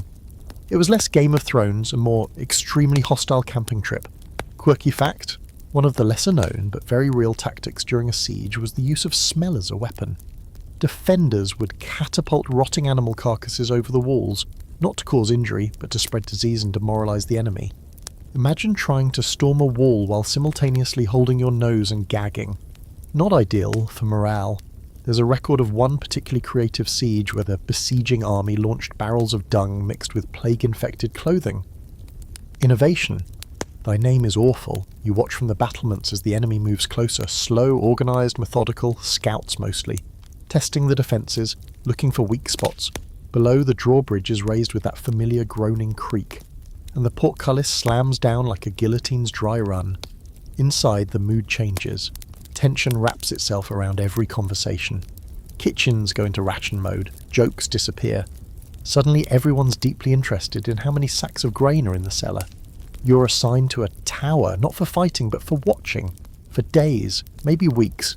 Time moves differently during a siege. Long stretches of nothing, punctuated by flashes of chaos. One morning, a flight of arrows whistles over the wall. No casualties, but it's a reminder. You are being watched, and you are not welcome to leave. Let's talk about siege engines, because the people outside aren't just bored, they're building. Trebuchets, mangonels, battering rams with carved dragon heads, siege towers that roll on wheels, creaking and swaying like drunken giants. Some castles, like Château Gaillard in France, faced massive siege devices so advanced that defenders joked they should charge admission. Others, like Rochester Castle, were famously brought down not by sheer force but by mining. Attackers tunnelled under the walls, propped them up with wooden beams, then lit the beams on fire and waited for the collapse. Medieval engineering was equal parts genius and hold my mead and watch this. Inside the castle, life adapts. Privies are suddenly more important than ever. They need to be kept clear or disease will spread. Cooks start measuring portions with a seriousness you didn't expect from the people who once served eel pie. Water is rationed. Every bucket is a lifeline. Rain becomes a cause for celebration. There's an unspoken hierarchy now. The knights and lords still eat better, but even they look gaunt after a few weeks. The mood sours. Accusations begin. Someone hoarding bread, someone letting down the flag too early, someone sleeping through their shift. The longer the siege drags on, the more the castle starts to eat itself. And then, one night, it gets worse. The attackers launch fire. You're pulled from sleep by screams and smoke. A ball of flame, likely wrapped in tar-soaked cloth, crashes into the courtyard, sending sparks dancing into the sky. Archers return fire. Buckets are passed hand to hand. Someone's roof goes up, and just like that, the castle becomes a fire trap. The heat is unreal. The panic worse. And in the chaos, you see something strange. A soldier from the wall flinging a beehive over the battlements. A cloud of angry insects erupts, swarming toward the siege lines. It's absurd, hilarious, and apparently effective. The enemy breaks formation, flailing and running. You'd laugh if you weren't choking on smoke. And here's the debate among historians. Was all of this, the bizarre creativity, the psychological warfare, truly effective? Or was it desperation dressed up in folklore? Some scholars argue that siege warfare was more theatre than strategy, a way to scare castles into surrendering before the real work began. Others insist the tactics worked, pointing to siege after siege where castles caved under the pressure of being outthought, not outfought. Eventually, the enemy withdraws, whether due to weather, disease, or better targets elsewhere. No dramatic breach, no flaming tower falling in slow motion, just silence. One morning you wake up and realise the banners are gone. The scouts are gone. The smell of fire still lingers, but the air is lighter. You survived. The drawbridge lowers again for the first time in weeks. Life resumes, sort of. People step out cautiously, like survivors blinking into a new world. Supplies are low, temper is frayed, but the castle stands. That night, as you sit near the outer wall watching the stars reappear, you think about all the things that weren't destroyed. The stone, the will, the hive of bees, and you realise that castles didn't just win battles with swords or boiling oil. They won with patience, with engineering, with psychological warfare, stubborn stone, and the occasional well-placed goat carcass. The siege may be over, but not everyone leaves the same castle they entered. For days afterward, the courtyard hums with quiet activity. No cheering, no grand pronouncements, just the grim business of patching holes, counting the dead, and figuring out what comes next. You're helping unload a wagon of salt pork when someone mentions Lady Eleonora. You pause. The name isn't familiar. She's the one who kept the gatehouse from falling. The squire explains, as if it's common knowledge. took charge when the captain went down, held it through the worst of it. A noble woman, commanding soldiers, in the middle of a siege. You blink. Wasn't she supposed to be locked in the solar with the rest of the court? The squire snorts. She had the key. And just like that, the focus shifts. Today, it's not about bricks or banners. Today you're learning about the people behind the walls you never saw, specifically the women who shaped, sustained, and sometimes outright saved these castles, even if history didn't always bother to remember their names. The medieval castle was often thought of as a man's world. Lords, knights, squires, guards, but that's only half the story. Women were everywhere in these fortresses, managing households, running estates, organising supplies, directing servants, raising children, and when necessary, taking control. Here's your historical fact. Noble women, especially those married to or descended from military leaders, were often left in charge of castles while the men rode off to war. And not just to keep the hearth fires burning, they were in charge of finances, supply chains, defence strategies, and even local justice. They held courts, they signed documents, they negotiated with enemies, some of them even led troops. Eleanor of Aquitaine held more castles than most kings. Matilda of Tuscany led armies. Nicola de la Haye defended Lincoln Castle from repeated attacks, including one during the First Barons' War, where she reportedly stood at the gate in full armour. And those are just the ones who made it into the chronicles. Quirky fact? Some noble women trained in weaponry, not necessarily for battle, but in case it came to them. In one preserved letter, a lady of a French castle apologises for missing a feast because she was practising crossbow with her maid. She's better than me, the letter adds, but only because she cheats. There's even an account of a duchess who kept a suit of armour hidden behind a tapestry. For emergencies. What kind of emergencies require surprise armour? The best kind. You step into the solar, the private living quarters often used by the lady of the house, and find it nothing like the cold, echoing stone of the Great Hall. It's warm here, lined with embroidered cushions, wooden cup chests, and stained glass filtering sunlight into muted rainbows. A small harp rests in the corner, and an unfinished piece of needlework lies neatly folded on a chair. This was a space of power, but a different kind. Quiet, layered, administrative. From here, women coordinated the work of dozens of people. The steward might oversee logistics, but the lady managed the mood of the castle, who got what, when to host a guest, whether to share grain with the village during a hard winter. These were decisions made behind curtains, not from thrones, but they shaped daily life just as much as swordplay. And yet there's a scholarly debate that always returns. Were these women truly powerful in their own right, or just stand-ins for absent husbands and fathers? Some argue their authority was temporary, limited, tolerated only until a man returned to reclaim the seat. Others point to letters, records, and legal documents signed entirely by women, with no male oversight. In some cases, widows continued ruling long after their husbands died, by right, not by favour. The truth, as always, is complicated. Some women wielded immense influence. Others were confined, restricted, silenced. But many navigated both roles, hostess and war leader, mother and administrator, strategist and scapegoat, without missing a beat. Back in the courtyard, you meet the real Lady Eleonora. She's leaning against a wall, her gown dusty, a bandage on her left hand. She's barking orders at 3 square members with the intensity of a commander and the vocabulary of a particularly furious sailor. When she spots you watching, she gives a curt nod, not warm, not cold, just acknowledgement. She threw a boiling pot at siege ladder, someone mutters beside you. Missed? Nope. Caught him square on the head. You can't help but smile. The stories are everywhere if you listen. The cook who hoarded flour so the children wouldn't go hungry.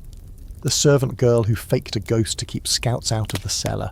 The healer who boiled bandages in wine because there was no clean water left. The maid who slipped through a side gate under cover of night to reach allies 2 valleys over. The castle didn't survive because of one hero. It survived because of dozens of invisible ones. And the men knew it too. There are records of lords returning from war to find their castles in better shape than when they left.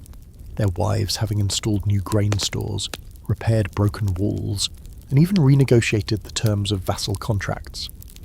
One lord is said to have taken back his keep and declared, "Well, I suppose you don't need me anymore." To which his wife reportedly replied, "Only when it rains." That night, as the castle settles into a cautious peace, you pass through the hall and see Eleonora again, this time sitting quietly with a tray of food she's barely touched. Her eyes are tired but not unfocused. You get the sense she's planning something, always planning. And as you climb to your chamber, you think about all the stories that never made it into books. All the hands that stitched armour, baked bread, made decisions and stood their ground when no one expected them to. The next time someone tells you castles were only defended by knights, tell them about Lady Eleonora, about Nicola, about the maid with the crossbow. Tell them power doesn't always wear a helmet. You wake to shouting, not from alarm or danger this time, but from sheer unfiltered joy. Children, 24 at least, are thundering across the lower courtyard, chasing each other around a stack of barrels like it's the greatest sport ever invented. One of them hurls a turnip. Another retaliates with a goose feather. A third climbs halfway up the scaffolding by the stables, before being yanked back down by a red-faced nursemaid. It's utter chaos. Glorious, muddy chaos. Today you're seeing the castle not as a battlefield, or a fortress, or even a seat of power, but as a playground, a home, a place where childhood unfolded in all its raucous, messy, occasionally deadly glory. Because kids lived in castles too, lots of them, and not just the noble ones either. You step aside as a boy in a tunic 3 sizes too big charges past, wooden sword held high, his battle cries ferocious until he trips over a chicken and face plants into a puddle. His friend howls with laughter. A third offers him a handful of straw like it's a knightly honour. That's childhood here. Rough, improvised, mostly unsupervised, very muddy. Let's go talk about growing up medieval. Here's your historical fact. Children were not mini-adults in the way some people assume. Yes, they had responsibilities early, especially in noble families, but they also played, learned, caused mischief, and invented games that would feel familiar to any modern playground. Tag, leapfrog, blind man's bluff, and various forms of throw something at someone and run, all part of the curriculum. Noble children, especially boys, began formal training early. Around age 7, a young boy of noble birth might be sent to another household as a page, basically an intern in chainmail. He'd learn etiquette, riding, hunting, serving at table, and how not to cry when someone hits you with a practice sword. At 14, if he survived pagehood with all his limbs, he'd become a squire, attached to a knight and responsible for everything from polishing armour to tending horses to standing nearby looking heroic.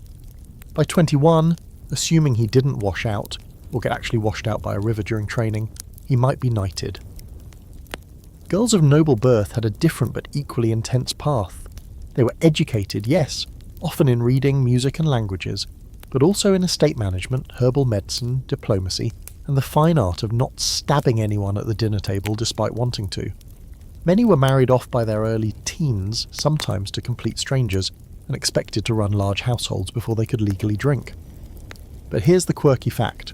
While noble kids had structure, the children of castle workers, cooks, blacksmiths, guards, servants, lived with glorious, unscripted freedom. They ran wild through courtyards, climbed walls, stole food, mimicked out the guards, chased geese, and played in the same shadows where soldiers once fought. The castle was their jungle gym and their classroom. It was full of danger, yes, but also wonder. One surviving account from a servant's journal corps complains that children kept trying to slide down the banisters and knocking over chamber pots on the way. Of course, medieval childhood came with very real risks. Infant mortality was high, disease was common, injuries were frequent. A broken arm from a fall might never heal properly. An infected cut could turn fatal. And for girls especially, childhood often ended the moment they were betrothed. Yet within that context, children still found joy. The sound of their laughter in a stone courtyard echoed the same way it does now, big, sharp, and impossible to ignore. You pass a group of children gathered around a travelling entertainer. He's juggling eggs badly, while telling a story about a dragon who only ate peasants who didn't say please. The kids love it. They're shouting the punchlines back at him before he finishes the joke. You can't help but smile, and just then the entertainer switches to a cautionary tale about the ghosts in the Eastern Tower. The kids squeal. One swears his cousin saw a floating monk last week. Another claims the ghost tried to steal his boots. None of them look scared. They look delighted. The line between play and fear is thin in childhood, and often interchangeable. This leads us to a scholarly debate.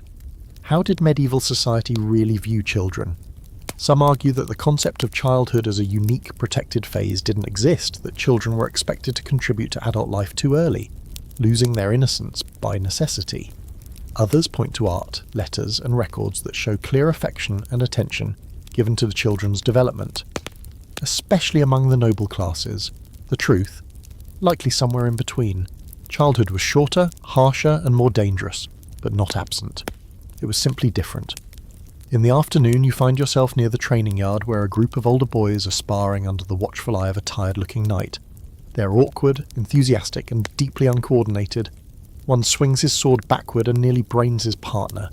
The knight sighs and mutters something about future casualties, but when the blade finally lands a clean hit, the group erupts in cheers. Progress. Nearby, a girl is practicing falconry, a small hawk perched on her gloved arm. She coaxes it to launch into the air and return with a scrap of cloth. Her precision is uncanny. Her little brother tries to do the same and gets pecked for his trouble. She doesn't even flinch, just smirks and says, "You smell like cabbage. That's why she hates you." By evening, the courtyard is settled again. The youngest children are asleep in corners or carried off by yawning parents. The older ones gather near the fire to listen to stories, real and imagined. One boy asks if knights ever fought dragons. An old cook answers, "Once, but the dragon was smarter." The boy nods like that makes perfect sense. You linger a moment longer, watching the embers reflect in their eyes. These kids, covered in mud, missing teeth, full of noise and nonsense, they're the castle's heartbeat. The defenders of tomorrow.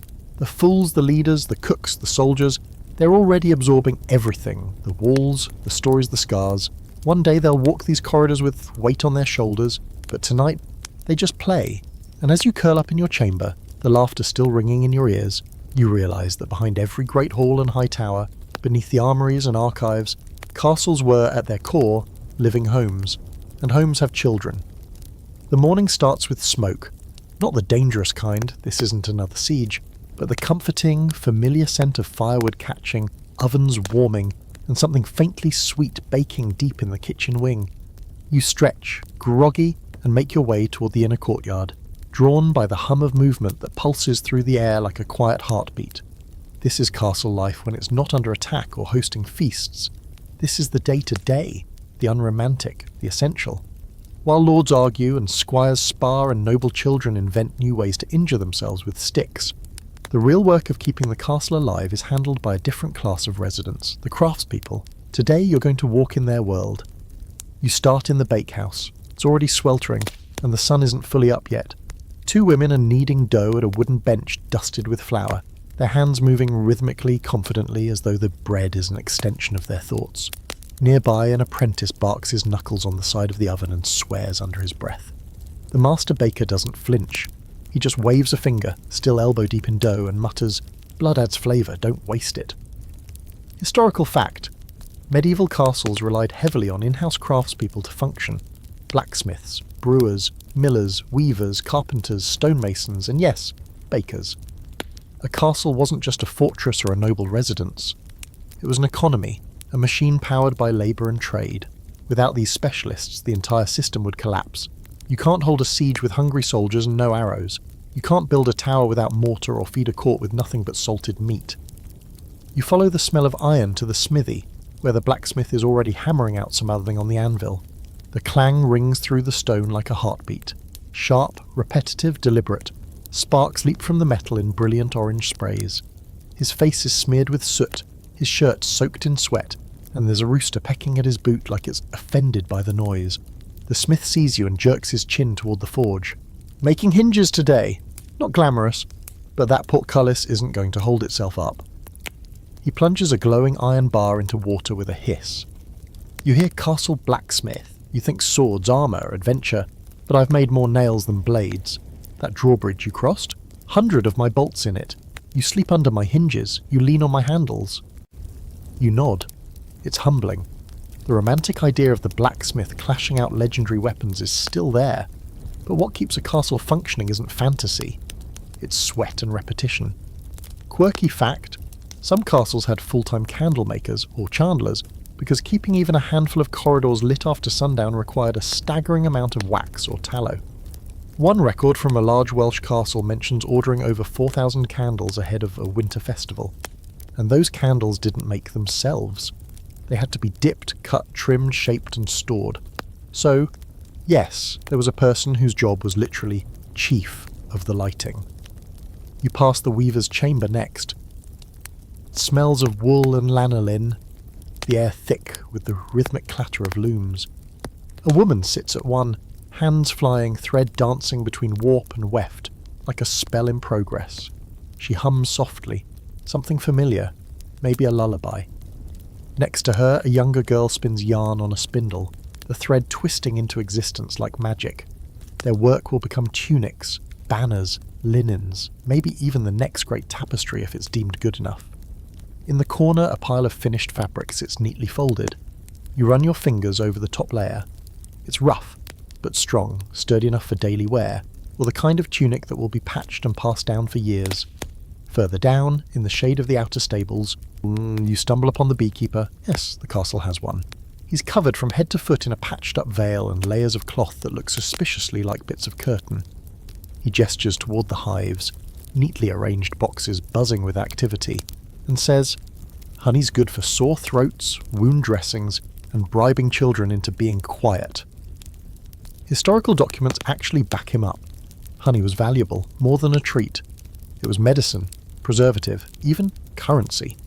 Plus, wax from the hives helped fuel the castle's ever-burning need for candles. If you didn't want to make tallow candles from animal fat, and honestly, who did? Beeswax was the luxury alternative. Clean, long-burning, less stinky, but far harder to come by. And now for the scholarly squabble. Were castle craftspeople part of the noble household or semi-independent contractors? Some historians argue that skilled workers lived and laboured within the castle walls, fully embedded in the household structure. Others believe many were local artisans, contracted seasonally, who maintained their own homes nearby and came into the castle to work by day. The answer predictably varies by time and location, but it does raise the question, how do you define where the castle ends and the village begins? By midday you're back in the courtyard, now full of workers loading carts, mending tools and shouting instructions no one seems to hear. The castle feels alive in a different way, less theatrical, more purposeful. You realise that for every feast or battle or siege, there are months, years of maintenance, planning, craftsmanship and sheer hard labour that make those moments possible. You meet the brewer who lets you taste a mild ale brewed with rosemary and barley. It's cloudy, sour and better than the water. You chat with the carpenter who shaped the table you ate from last night. He shows you the joinery with something close to pride, even if the tabletop has been gouged by a dozen knife fights. "I built that so it wouldn't tip during an argument," he says, and you believe him. The castle is full of these unsung heroes. They don't wear crests, they don't get ballads, but their fingerprints are everywhere. In every hinge, every seam, every loaf of bread and glowing candle. By nightfall, you're back in your chamber, warm from the fire and tired in a different way. Not the tired of running from ghosts or putting boiling oil, but the quiet, satisfying exhaustion of a long day spent watching people who make real things with their hands. Things that last. And as you drift off to sleep, you think about the heartbeat of the forge, the hiss of bread crust splitting in the oven, the steady hum of the weaver's loom. This castle may be made of stone, but it's kept alive by people. By now, you've wandered through more castle chambers than you can count. You've eaten in the great hall, peeked behind tapestries, followed rats through pantry tunnels, and even spent a few nervous minutes above a bottomless oubliette. But nothing prepares you for what you see next. At first, you think it's just another fortified structure perched high above the valley. Square towers, thick walls, a central keep. You've seen the blueprint before, but when your guide, a grey-bearded historian with boots older than some countries, tells you this was once a prison, you raise a brow. And when he adds that it was a palace before that and a castle before that, well, now you're paying attention. This castle, he says, has had more identities than a double agent in a cheap novel. Welcome to the shapeshifter of the medieval world. A castle that's been a fortress, a royal residence, a rebel stronghold, a military prison, a stately home, and eventually a museum, all without ever moving an inch. And as you step through the gatehouse, you can feel all of those lives pressing down on you like layers of dust. The stones are still the same, of course, worn smooth in some places, chipped and fire-blackened in others. But the spirit of the place feels fractured, like each era left a different kind of ghost behind. Here's your historical fact. Many castles weren't just built once and left alone. They evolved.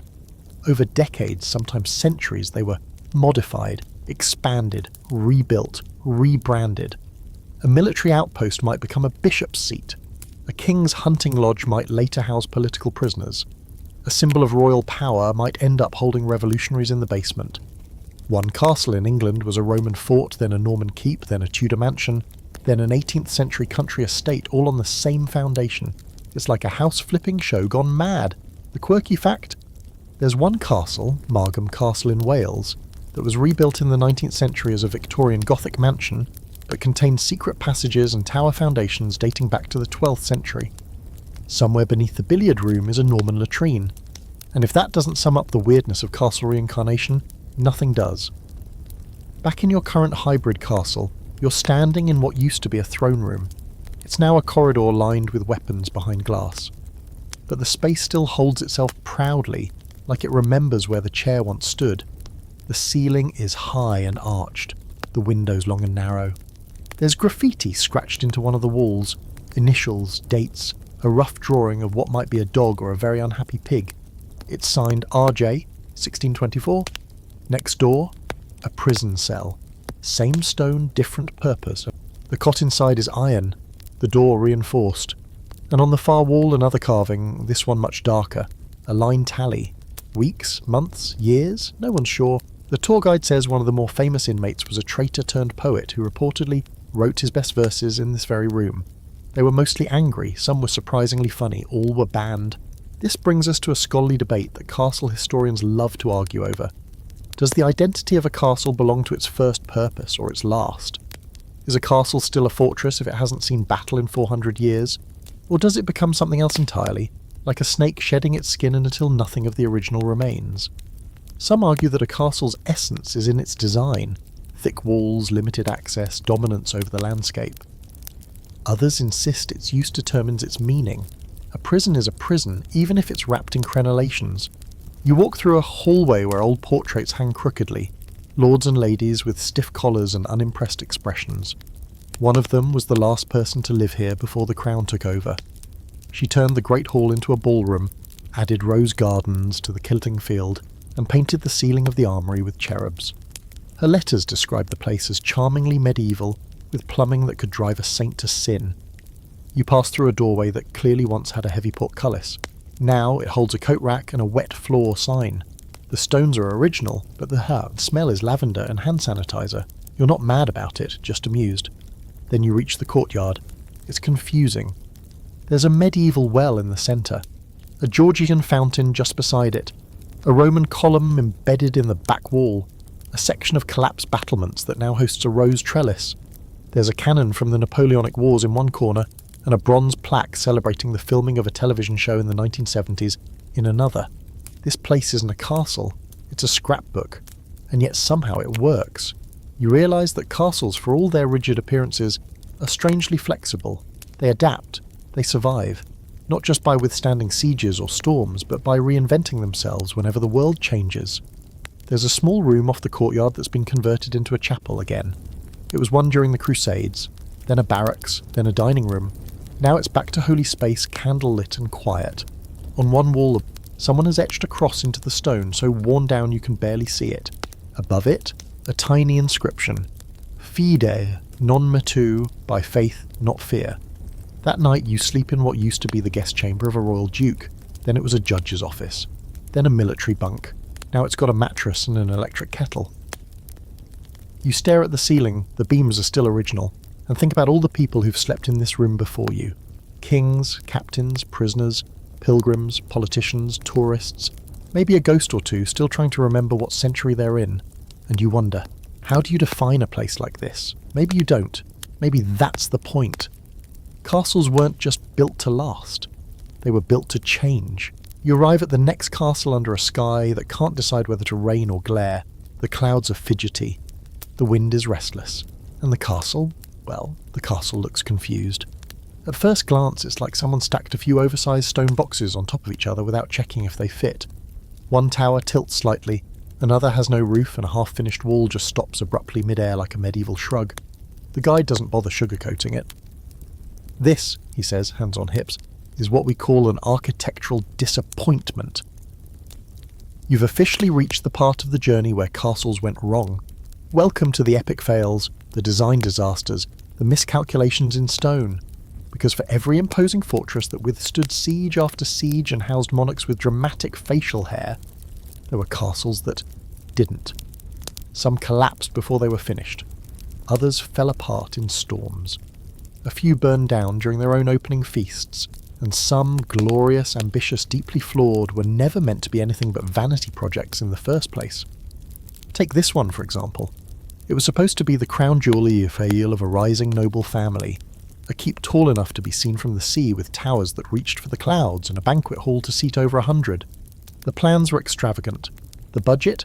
Not so much. Your historical fact, dozens of medieval castles were abandoned mid-construction due to political upheaval, shifting alliances, or just sheer bad math. One of the most famous examples is Chateau Gaillard in France. It was built by Richard the Lionheart in just 2 years, a feat so ambitious that people assumed it would fall apart instantly.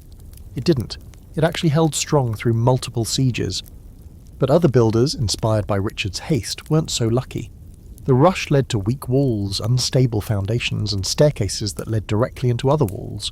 Quirky fact: there's a 14th century Scottish castle where the spiral staircase was built in the wrong direction, meaning attackers had the upper hand going up. An actual architectural backfire. Defenders had to compensate by standing on the opposite side of the steps and swinging awkwardly left-handed. The chronicles don't say if any of them survived long enough to file a complaint. As you tour this current disaster in stone, you start to notice just how weird it is. One tower leans outward at a slight but increasingly suspicious angle. The Great Hall has a fireplace placed directly beneath a window, which, in rainy weather, means it functions as an indoor swamp. The drainage system? Non-existent. The moat? More of a puddle. And the kitchen, which should be in a separate building for fire safety, is smack in the centre of the keep. That, says the guide with a smirk, is how you make soup and a house fire at the same time. You start piecing it together. A castle built with big dreams and very little structural integrity. A family desperate to prove itself. Corners cut. Literally. Maybe even a builder or two who fudged their credentials and hoped no one would notice. And here's where the scholarly debate starts boiling over. Why did some castles fail so spectacularly when others thrived for centuries? Was it design? Location? Politics? One camp insists it came down to who was paying. Wealthy patrons with long-term vision tended to fund stronger, more adaptable structures. But others argue that even rich families built absolute lemons because they prioritised appearance over function. A tall tower might impress visiting nobles, but if it didn't have proper supports, it could collapse under its own weight, and many did. There's even a theory that some castles were never meant to be fully functional. They were prestige shells, built to look impressive from a distance, but never intended to survive conflict. You get the medieval version of stage sets, crenellated walls with no interior, gates that lead nowhere, towers that are more sculpture than stronghold. One English castle, built by a noble who wanted to outshine his fears, had walls only a few inches thick in places. It collapsed during its first winter. As you round a corner in this particular failure of a fortress, you nearly fall into a latrine chute that opens, without warning, right onto the main walkway.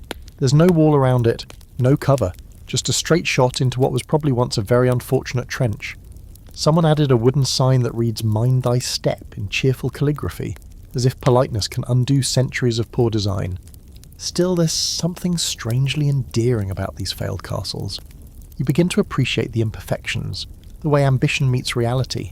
These weren't just buildings, they were dreams, often, built by people who wanted to matter, who wanted their legacy carved into the landscape. And even if the castle crumbled, the story didn't. That's why we're still talking about them. You sit for a moment on a low wall that was clearly meant to be much higher, probably a battlement, never finished. Grass grows between the stones, birds nest in the broken window slits, and in the distance the wind rattles through what remains of the gatehouse. This place didn't win any battles, it didn't host kings, but it still stood long enough for you to sit here, which when you think about it, is kind of a victory. Later, as the sun dips and casts long shadows over the broken stone, You visit one last chamber, a banquet hall that famously collapsed mid-feast during a wedding celebration. According to legend, the Lord toasted to an eternal house, and the floor gave way seconds later, sending half the guests into the cellar and the wine flying into the rafters. No one died, but the bride married into a different family a month later. The symbolism practically wrote itself. That night you lie down in a much sturdier structure, but your dreams are full of leaning towers, looping staircases, and endless corridors that go nowhere. And instead of feeling frustrated, you find yourself smiling. Even castles have bad days. You arrive expecting grandeur, expecting legacy, expecting the kind of castle that history books lean heavily on. What you find instead is suspiciously clean, suspiciously symmetrical. The stone is the wrong kind of grey, too smooth, too uniform. The ivy climbing the towers looks like it was politely asked to be picturesque. Even the gift shop is tucked neatly into the gatehouse like it's always belonged there. You've stumbled upon a castle that's too perfect, and that's when you realise it's not real. Well, it's technically real. You can touch it. You can walk through it. You can buy fudge from the historically themed snack cart inside it. But this castle, it wasn't built by medieval masons or war-hardened lords. It was built by 19th century romantics, or 20th century hoteliers, or, in at least one infamous case, by a wealthy eccentric who read too much Arthurian legend and had money to burn. Welcome to the world of fake castles. Structures built long after the Age of Knights, built to look medieval but never once intended to survive a siege. These are the imposters, the stone-veneered fantasies, the castles that exist purely to satisfy nostalgia, tourism, vanity, or in one delightful example, the need to win a bet. Your historical fact? Starting in the late 18th century and peaking in the 19th, Europe saw a surge in castle revival architecture, part of a larger movement known as the Gothic Revival. Architects and aristocrats, bored with the clean lines of neoclassicism and longing for the romanticism of the Middle Ages, began building new castles, or rebuilding ruins, with all the trappings of medieval grandeur, and none of the medieval practicality. Towers, arches, moats that served no purpose except to reflect the building's dramatic silhouette in the water. Think of these castles like elaborate costumes. They look the part, but they're made for show. Quirky fact: there's a famous castle in Bavaria, Neuschwanstein, that is often mistaken for an authentic medieval structure. It's not. It was built in the late 1800s by King Ludwig II, who was obsessed with fairy tales, opera, and the chivalric code, none of which were trending at the time. He spent a fortune building a castle modelled on fantasy, including rooms themed after Wagnerian operas. It never saw a siege, never hosted a feast, and mostly just confused the royal court until Ludwig died under mysterious circumstances. Today, Neuschwanstein is one of the most photographed castles in the world, and the inspiration for Disney's Sleeping Beauty castle, which is itself another fake castle.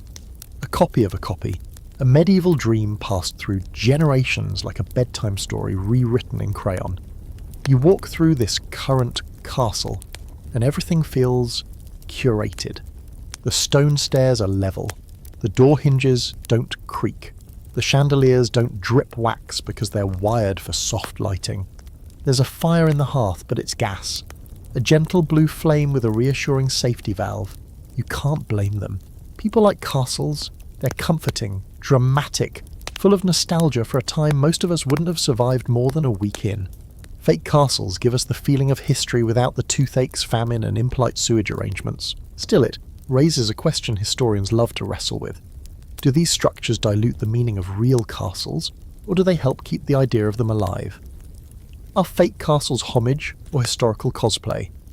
One side argues they're dangerous, misleading. They replace real history with sugar-coated fantasy.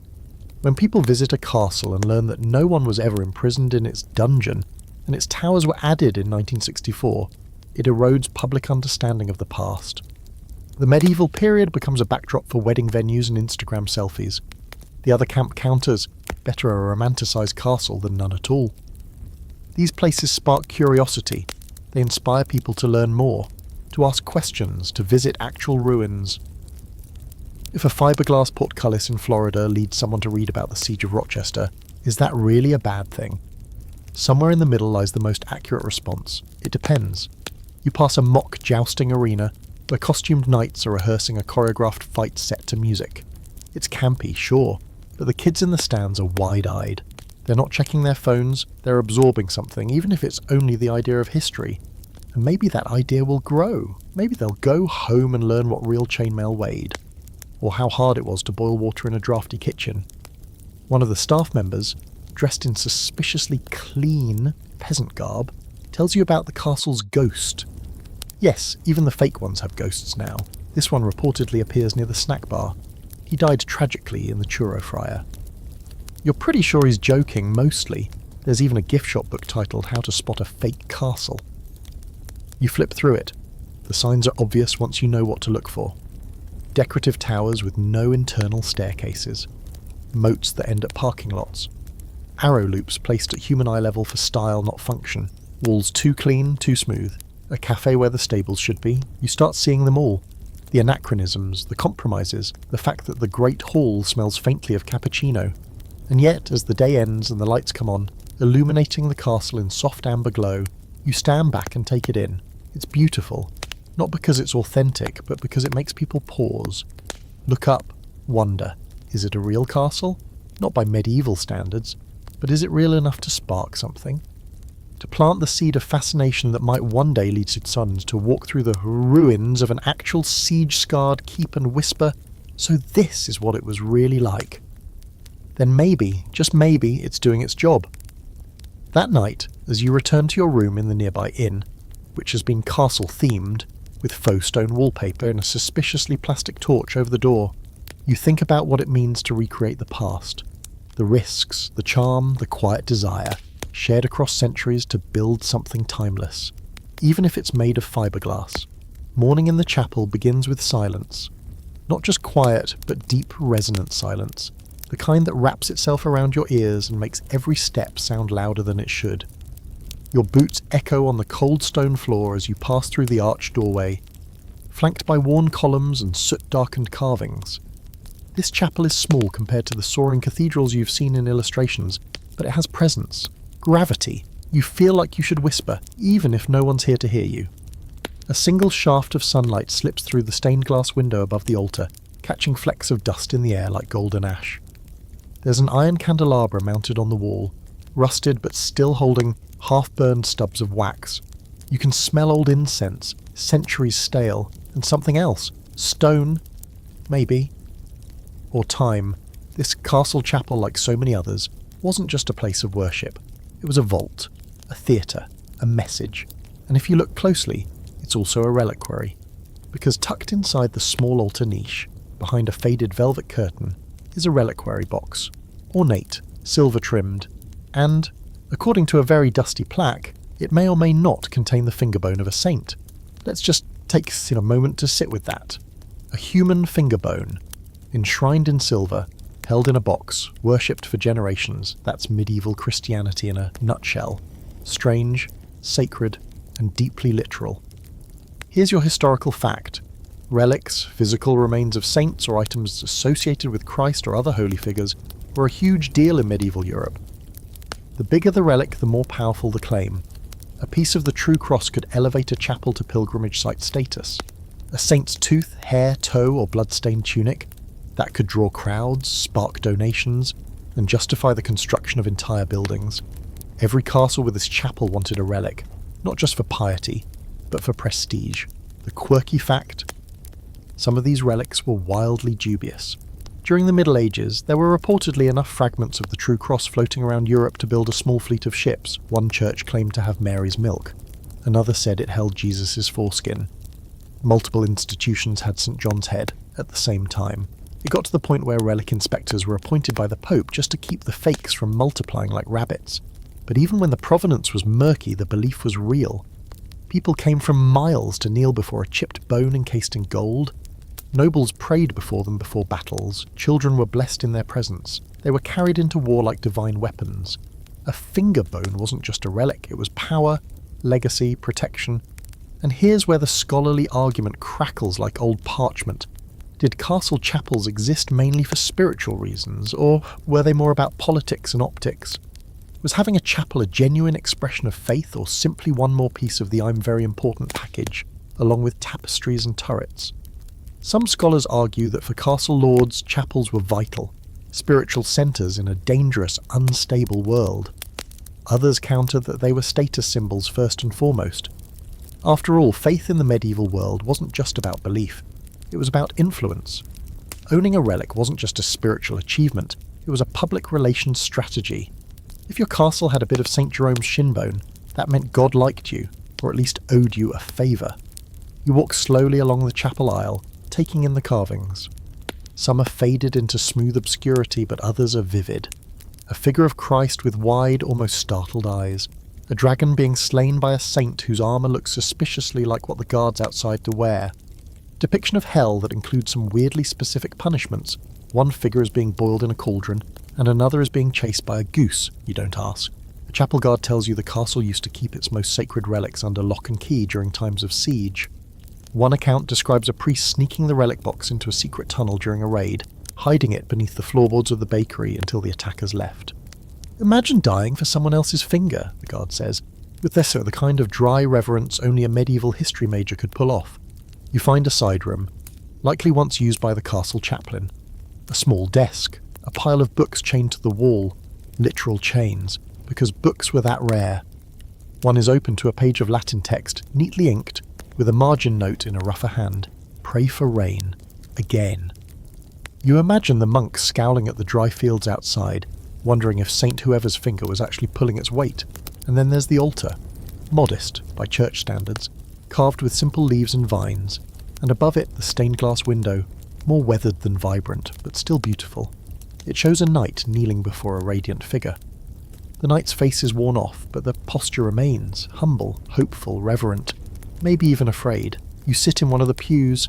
It creaks, the air smells like wax and stone. You try to imagine what it was like here during a storm, or the night before battle, when the castle lord would come to kneel, surrounded by flickering candles, asking for forgiveness or favour, or just to survive until morning. These chapels were more than accessories. They were pressure valves, places to ask for mercy when the world made no sense. Castles were about control, but chapels admitted weakness, doubt, fear, hope. And even if that finger bone is from someone's uncle and not St. Cuthbert, it still means something, because people believed it did, and belief in a place like this built just as much as mortar. As you rise and walk back through the nave, your footfall's the only sound. You glance once more at the reliquary, a silver box, a splinter of bone, a fragment of faith, and you think maybe that's what castles were always trying to protect, not just people or land, but the fragile, flickering things that live in the human heart. You can feel it before you even step into the corridor. The air gets heavier, charged like a storm that hasn't decided whether to break. The stones here are colder, the torches fewer. A hush settles over the castle wing, like even the walls are holding their breath. You've entered the part of the castle where whispers ruled, where glances could ruin lives, and where belief twisted into paranoia. Welcome to the shadowed history of castle justice, specifically the rooms where witchcraft was interrogated and heresy was tried. Yes, tonight we're talking about the dark side of authority. Trials, torture, confessions whispered under candlelight, some forced, some willing, some desperate to end the silence. You pass through a thick wooden door, iron-studded and bowed slightly in the middle. The hinges groan in protest. The chamber beyond is plain, just a stone floor, a low bench, and a narrow window. The centre of the room holds a chair. Not just any chair. It's reinforced, carved with slots where bindings would go. You don't sit in it. You don't need to. Here's your historical fact. During certain periods, especially in late medieval Europe, castles with administrative or ecclesiastical functions were often the setting for interrogations, both civil and religious. This wasn't some constant torture pit beneath every noble home, as Hollywood might suggest, but in regions where heresy, treason, or suspected witchcraft took root, a castle with a courtroom became something much more dangerous, a place where beliefs were dissected. The infamous witch trials you might associate with places like Salem, those came later and elsewhere. But Europe had its own long, complicated, and often brutal history of rooting out the unnatural. Between the 14th and 17th centuries, suspicions of sorcery or heresy could get you arrested, interrogated, and, if you were unlucky enough to live near an ambitious inquisitor, executed. The quirky fact: Some castles had special whispering walls, architectural quirks where sound could travel through hollowed-out stone tubes or resonant chambers.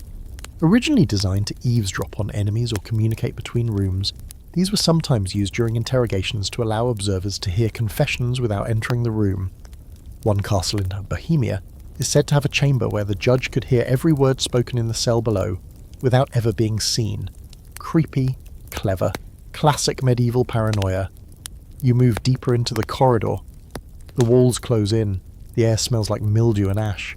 There are scuff marks on the floor, deep grooves worn by boots pacing, dragging, resisting.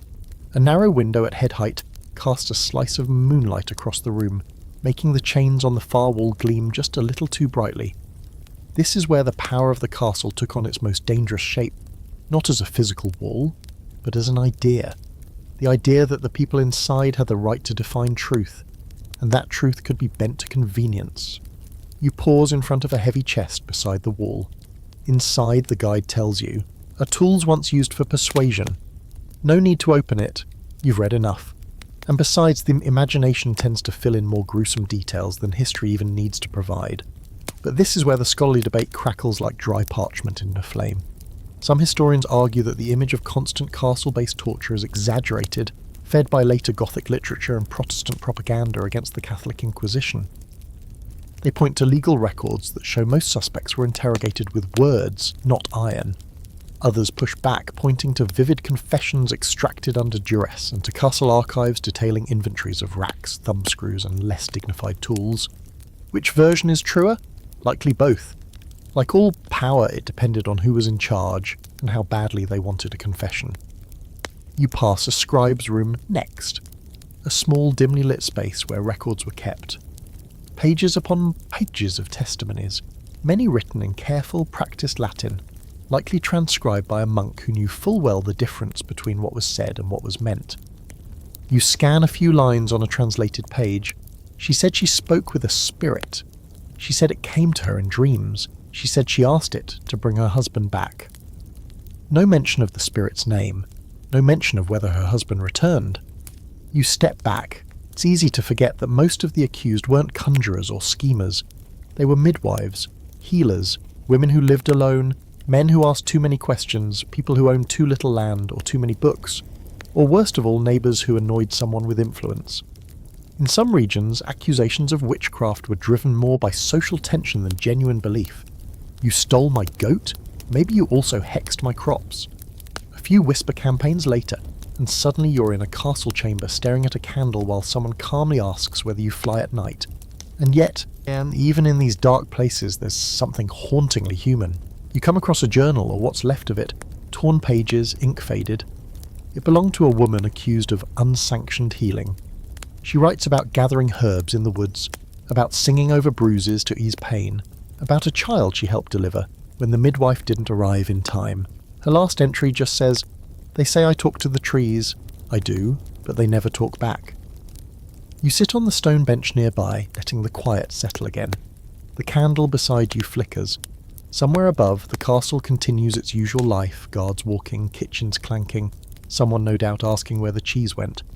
But down here, in the quiet, the walls hold older stories, harder ones, and when you finally step out of the corridor and back into the light, there's a moment where you hesitate. Not because you're afraid, but because you've remembered what castles also do are tools, instruments of power, and power, like stone, is neither good nor evil. It's just heavy, and it can be used to build or to crush. That night you sleep lightly. No nightmares exactly, just flickers, candles, whispers, footsteps behind walls that no one's walked for centuries.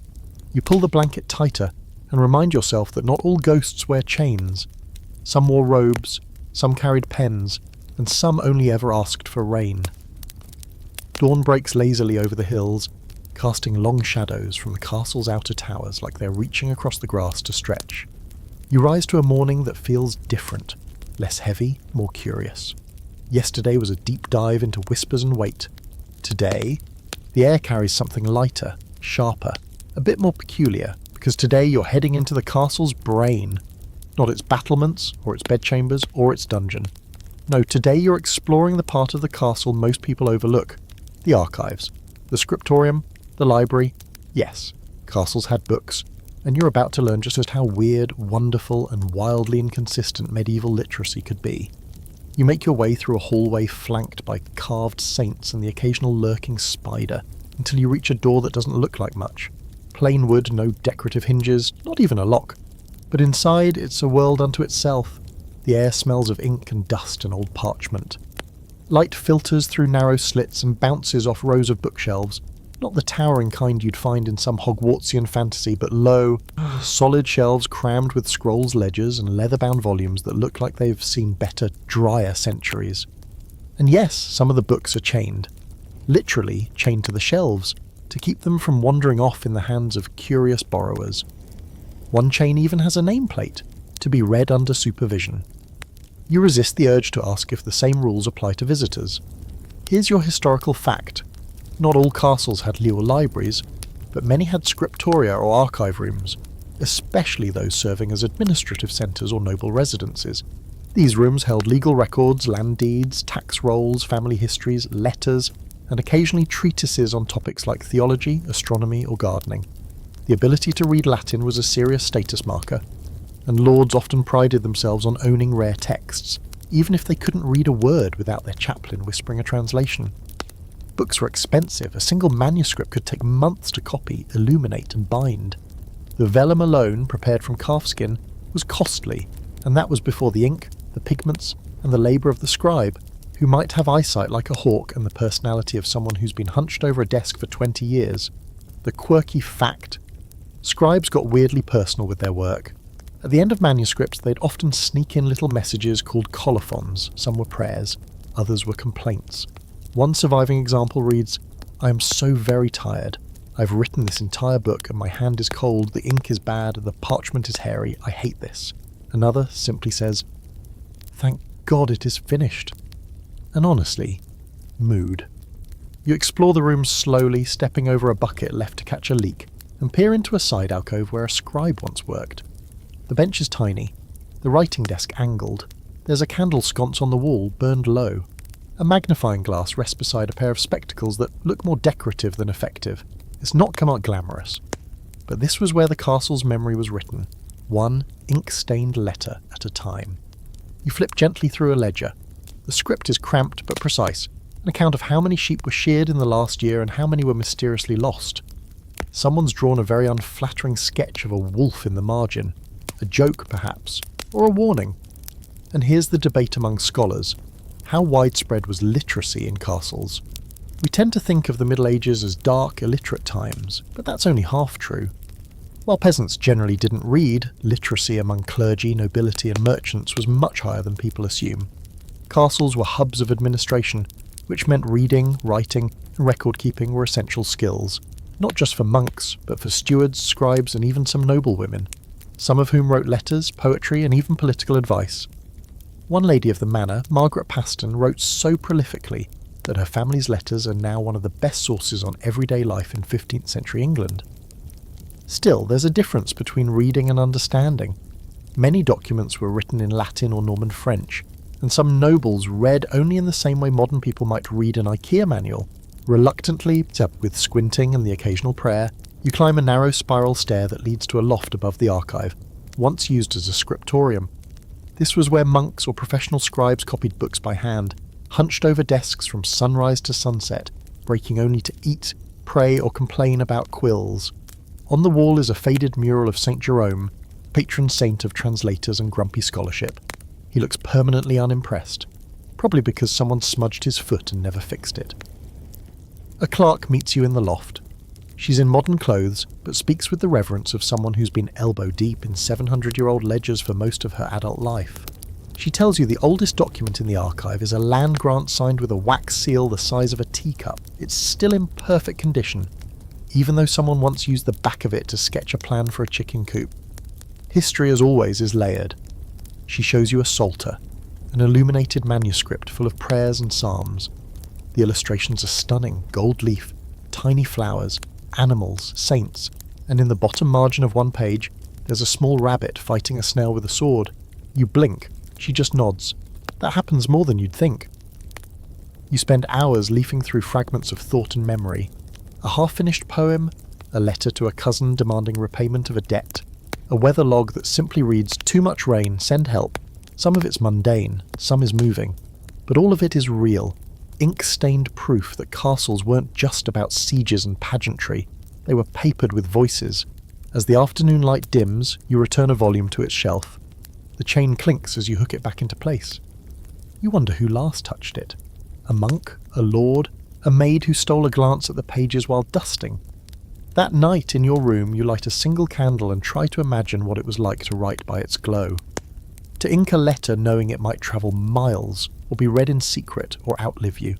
Castles were built in stone, yes, but they were remembered in ink. And every book on those shelves is a whisper through time. You wake to a different kind of clamour today, not battle horns or squires shouting, not even the regular hustle of castle staff starting their day. This is a celebration.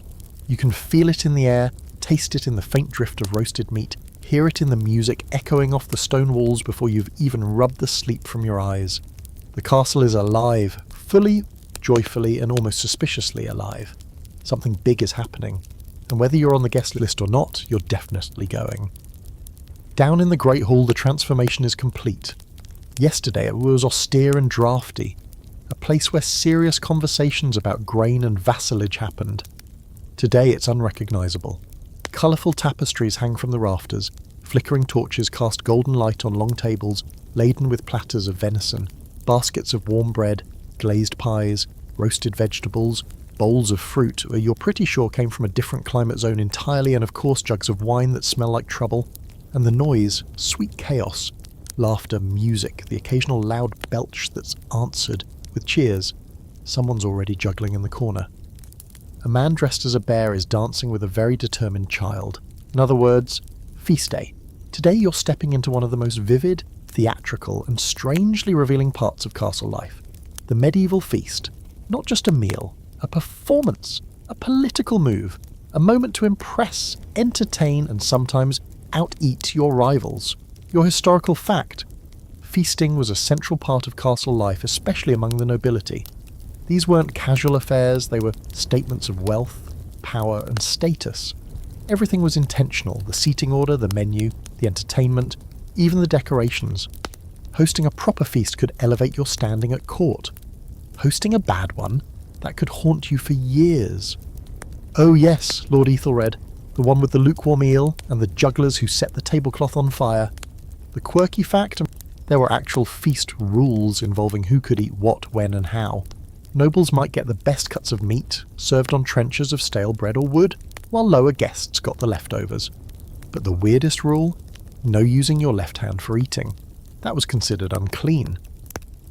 And while forks existed in the medieval world, they were slow to catch on in Europe, seen by some as excessively dainty. So most guests ate with their fingers, slicing meat with their own knives, which they were expected to carry at all times. Imagine pulling your personal cutlery from your belt like some kind of culinary cowboy. As the feast picks up, the entertainment arrives in waves. First, minstrels playing lutes and singing ballads, mostly about knights, love, and poorly made armour. Then jesters juggling eggs, some of which don't survive the act. And later, a troop of fire-eaters who definitely didn't ask anyone if open flame inside a wood-roofed hall was a good idea. And in the middle of it all, the food keeps coming. You're handed a trencher, essentially a thick slab of bread used as a plate. You eye the roasted swan on the table. Yes, swan. Decorated with its own feathers, beak still intact because the subtlety was not part of the medieval flavour palette. You skip the swan and go for something safer looking, a pasty filled with a spiced lamb and a dried fruit. It's delicious and confusing. You ask what's in it. The cook shrugs. Whatever we had that hadn't spoiled. You nod, mouth full. Fair enough. Here's the scholarly debate you didn't see coming. Were medieval feasts actually as gluttonous and theatrical as records suggest, or has time exaggerated their scale? Some historians argue that while nobility did feast, most of the records were written by chroniclers looking to flatter their patrons, or by critics trying to make them look wasteful. Others say the extravagance was very real, especially at royal courts. Banquets lasting for days, courses of peacock and boar, entire ships made of sugar, wine fountains, edible castles, yes, castles, and performances that included mock jousts inside the hall. Meanwhile, at the very same table, someone else was probably eating boiled barley and hoping the bread was only mostly stale. At the high table, the lord of the castle raises a toast. It's loud, it's poetic. It's about as historically accurate as a fantasy novel, but the guests love it. Cups slam the table. Someone spills their drink. A dog barks. A pig, not part of the meal but apparently a guest, wanders through the hall. No one minds. You sit back and take in the scene. Castles were cold, brutal places at times, full of power struggles, hunger, and hard winters. But on feast days they transformed. The Great Hall became a stage. Enemies became temporary allies. Peasants might get a scrap from the lord's table. Even the most jaded knight would smile if the mead flowed freely enough. There's something deeply human about it. The need to gather, to share food, to perform joy, even when the world outside the walls is full of uncertainty. Later, as the fire burns low and the minstrels slow their tunes, you find yourself next to a merchant's daughter who somehow got a seat at the far end of the table. She's bright-eyed, talkative, utterly unimpressed by nobility, and tells you she once snuck into a feast by pretending to be a harpist. "I only knew 2 songs," she says. "Played them 6 times. No one noticed." The night winds down. The air smells like wood smoke and wine, and something sugary you forgot to eat. Someone's asleep under the table. Someone else is standing on it, reciting a poem with such confidence you don't dare interrupt, even though he's clearly forgotten the last half.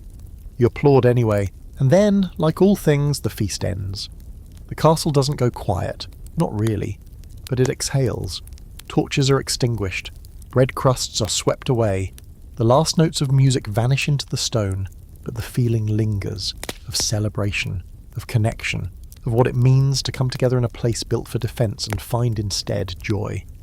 Back in your room, your ears still ringing, you stretch out on the straw-filled mattress and think, castles weren't just fortresses. Sometimes they were giant dinner parties wrapped in stone, and you really should have tried the swan. The morning after a feast is always a little too bright.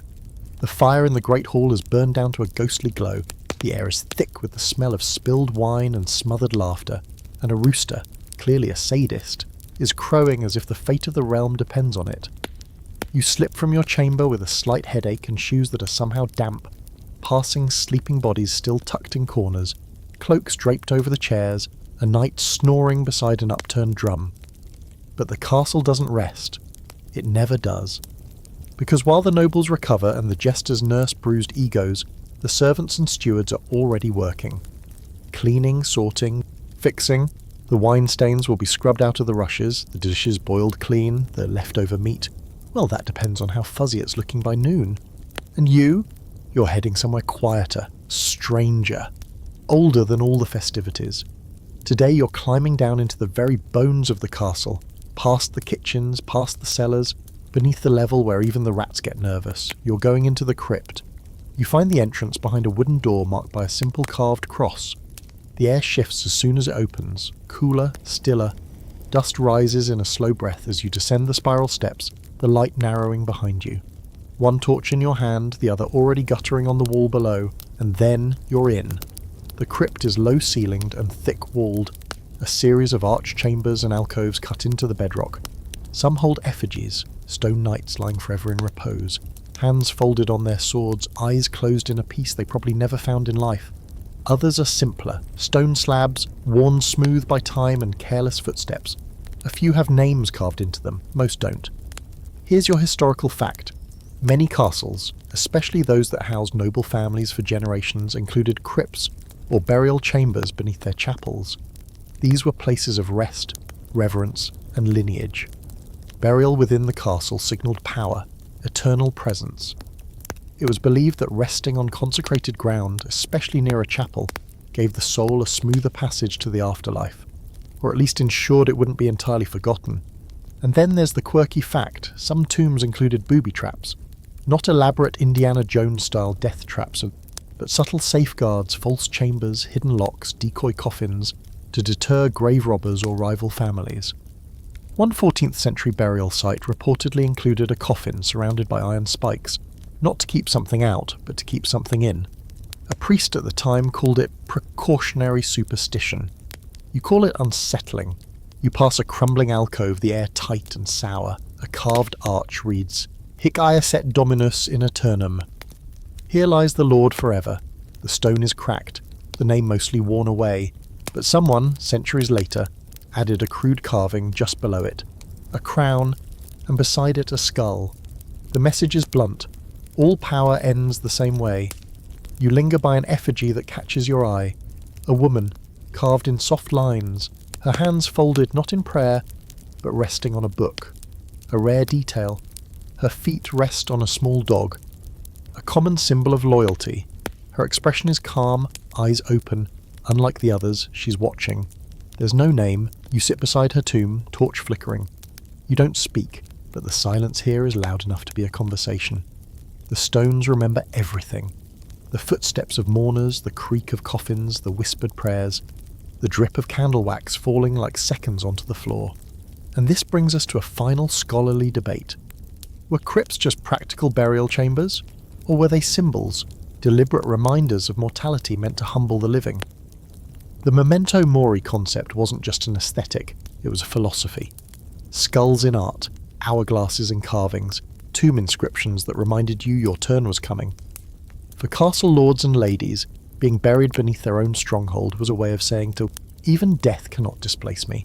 For everyone else, it was a cautionary tale. Power doesn't make you eternal, stone only delays the forgetting.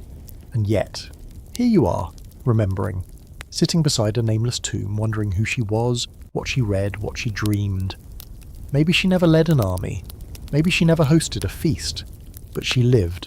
Someone carved her into memory. And all these years later, someone else walked down into the dark just to sit beside her and listen to the quiet. You rise eventually. The crypt doesn't ask you to stay. It knows you'll leave changed.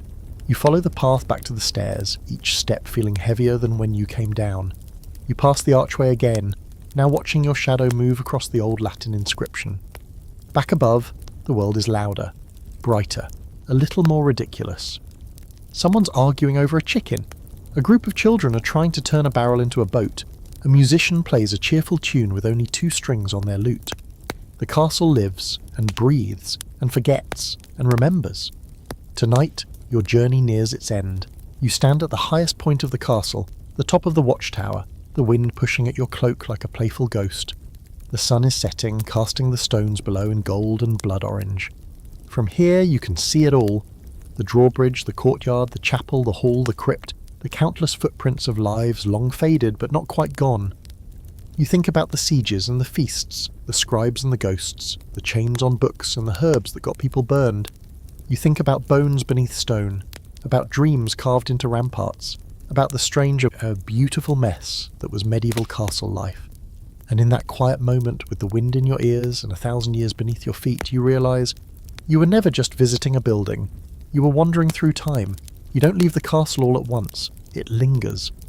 Even after you walk through the gatehouse one last time, even after the echo of your footsteps fades across the drawbridge, something clings to your thoughts like smoke in fabric. The sound of a blacksmith's hammer in the distance. The whisper of pages turning in a library lit by a single candle. The chill of the crypt beneath your skin, even under the warm light of late afternoon. You pass a field where children are playing near the outer wall, their wooden swords clacking together in uneven rhythm, their laughter bouncing off the stone like it belongs there. One of them wears a bucket as a helmet, another drapes a blanket over their shoulders like a royal cloak. You smile. That's how it starts, for most of us. That fascination with castles, with knights and dragons and impossible stories. But what you've seen, what you've lived over these last 2 hours, is far stranger, funnier, and more beautifully human than anything a storybook could invent. Castles weren't just places of power. They were places of paradox, brutal and tender, grand and impractical, cold and somehow still full of fire. They protected and imprisoned. They inspired awe and caused headaches, and every stone in every wall has soaked up centuries of fear, joy, hunger, love, ambition, failure, and hope. As you walk away, maybe you won't remember every lord's name, every battle, or every feast menu. But you'll remember the feeling of those walls around you, the weight of them, the quiet they hold, the stories they're still trying to tell. And now you get to carry those stories with you. Maybe pass one along, maybe build one of your own.